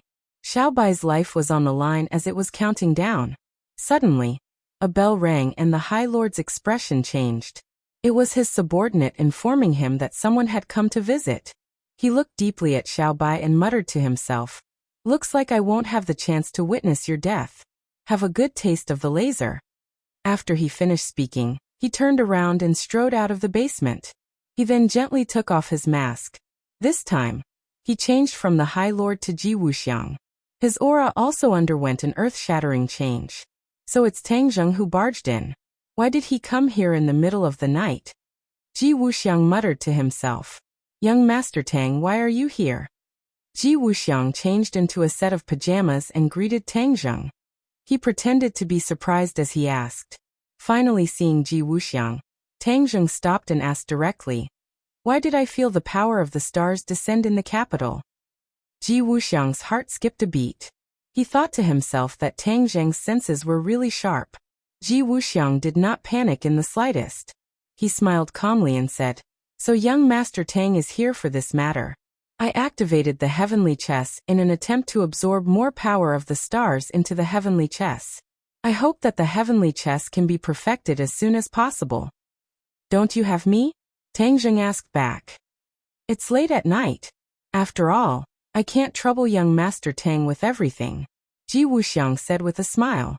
His excuse was perfect. Tang Zheng looked at him suspiciously and frowned slightly. Ji Wuxiang's expression did not change as he looked at him with a smile. "Then what's the effect of activating the heavenly chess?" Ji Wuxiang shook his head in disappointment. "I am unable to communicate with the power of the stars. Even if I can activate the celestial chess and make the power of the stars descend from the 9 heavens, I am unable to precisely channel the power of the stars into the celestial chess. Therefore, without young Master Tang's help, I would not have been able to succeed in this huge project." Ji Wuxiang's words were sincere and persuasive. Tang Zheng stared at him with burning eyes, but he didn't express whether he believed him or not. He asked, "President Ji, do you know my pet Xiaobai?" Ji Wuxiang nodded calmly. "Of course I know. I've heard that there are quite a few divine abilities as well." "Xiaobai is missing. He was kidnapped." Tang Zheng's tone suddenly dropped and became cold. "What?" Ji Wuxiang raised his eyebrows in surprise. "How could this be? Who in the capital is a match for Xiaobai?" "President Ji's power in the capital is so great. Could it be that you have no news at all?" Ji Wuxiang let out a long sigh and said, "My power is only limited to normal matters. Regarding you cultivators, I am indeed powerless." "But young Master Tang, don't worry. I will definitely do my best to track down Xiaobai's whereabouts. Do you have any specific clues?" Ji Wuxiang appeared to be very enthusiastic. "Specific clues?" Tang Zheng muttered to himself. "Number 1 died at the scene. Does that count? Number 1? Isn't he the chief's man? Could it be that the chief sent people to kidnap Xiaobai?" Ji Wuxiang was extremely shocked. "Do you think that's possible?" Ji Wuxiang hesitated and bitterly laughed. "I can't guess the thoughts of these people in power. President Ji is too modest. If even you can't guess, then others can't." Ji Wuxiang bitterly smiled and said, "Now that I have lost my power, even my backer is in danger. If I could truly guess the thoughts of those people in power, then I wouldn't have fallen to this point."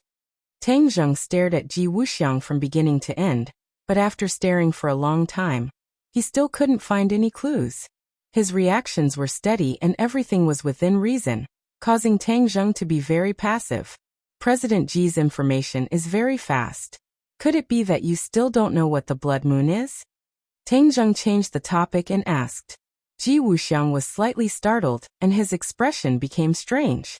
He stared straight at Tang Zheng and said with a smile, "Young Master Tang should be more clear about the reason for this matter, right?" "Oh, why do you say that?"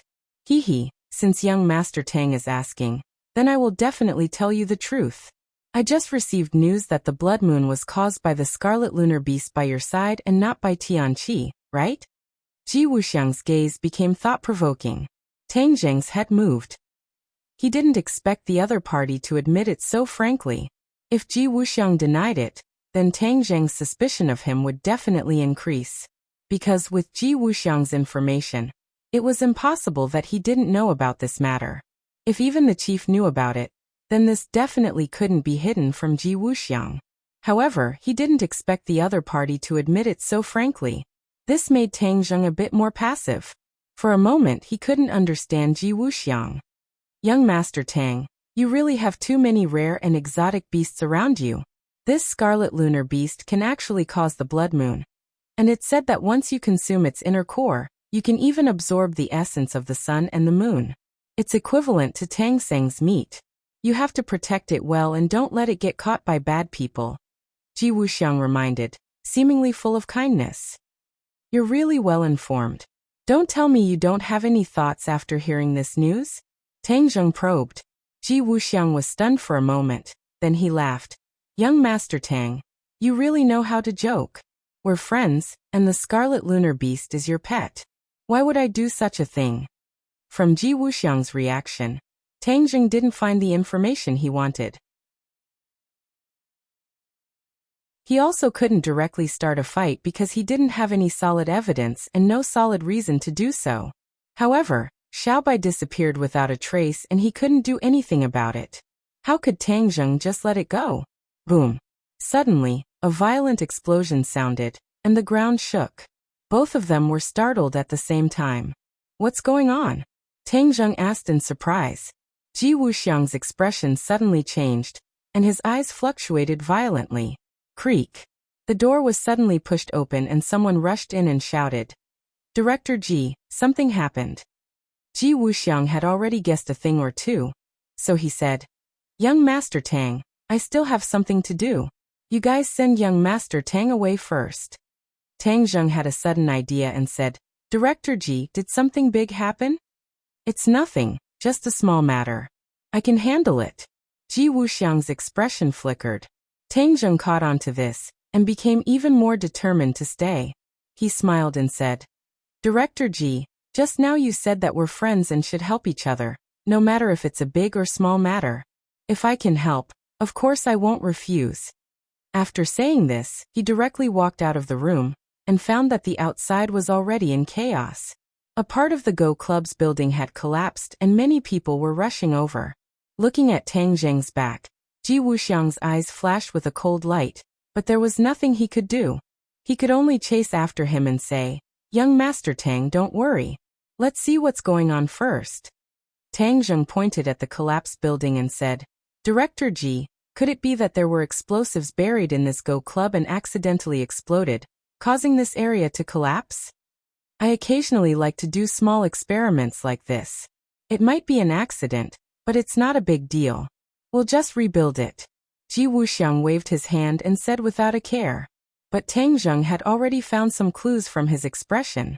This was definitely not as simple as the explosion caused by a small experiment as Ji Wuxiang had said. There was definitely something else going on. The more Ji Wuxiang tried to hide it, the more interested Tang Zheng was in finding out the details. Of course, he wouldn't leave just like that. He coldly snorted in his heart and walked over with large strides. There was actually a large hole in the collapsed ruins. Smoke and dust rose from it, but one could vaguely see that there was another world under the ruins. Tang Zheng didn't say anything and jumped into the ruins. Ji Wuxiang's face became ashen. His subordinates all looked at him and asked what they should do. Ji Wuxiang fiercely stomped his feet and hurriedly chased after him and climbed into the ruins. What was under the ruins? Ji Wuxiang couldn't be more clear. Underneath the ruins was the basement where Xiaobai was imprisoned. The explosion was definitely an accident when the laser killed Xiaobai. As for why this accident happened, he couldn't figure it out for the time being. However, he was still worried that Tang Zheng would find some clues and deepen his suspicion, or even immediately turn against him. From Tang Zheng's reaction tonight, he was already suspecting him. If he added the last straw and the two sides completely broke off, then it would be a terrible nightmare for Ji Wuxiang. Before Heavenly Chess was completely successful, he had to rely on Tang Zheng. If they broke off, then both sides would completely fail. The Hope Laser not only killed Xiaobai, but also destroyed its corpse, completely turning it into air. Ji Wuxiang secretly hoped. The energy of the laser was too strong. Normal creatures could be directly turned into air, so Xiaobai shouldn't be an exception. Ji Wuxiang silently prayed and chased after him. He found that the basement had already turned into a large hole full of holes. All the equipment had been destroyed, so it was very dark. Adding on the fact that it was covered in dust, he couldn't even see his own fingers. His subordinate quickly turned on the flashlight, and finally saw a trace of light. Ji Wuxiang shouted, "Young Master Tang, where are you?" There was no reply, and Tang Zheng was nowhere to be seen. Everyone looked at each other, and walked in the dark. Wherever the light shone, they didn't see anything special. An ominous premonition surfaced in Ji Wuxiang's heart. Could it be that Tang Zheng was one step ahead of him and found some clues? He gradually clenched his fist, and there was a trace of killing intent in his eyes. If that was the case, then he definitely couldn't let Tang Zheng live today. He definitely couldn't let the tiger go back to the mountain. As for perfecting Heavenly Chess, he had to think of another way. The Red Moon Beast was a good breakthrough. If they really broke off, Then he had to capture the Red Moon Beast no matter what. Once he consumed the Red Moon Beast's inner core, he would naturally be able to communicate with the astral energy and perfect heavenly chess. You're tuning in to the Lee May's Sword of Destiny YouTube channel. We're so grateful for your support, and don't forget to subscribe to join us on this incredible journey through captivating stories. Your generosity through donations truly makes a world of difference, as it's the primary source of revenue that allows me to expand and enhance this channel for you. Thank you from the bottom of my heart for being a part of this adventure.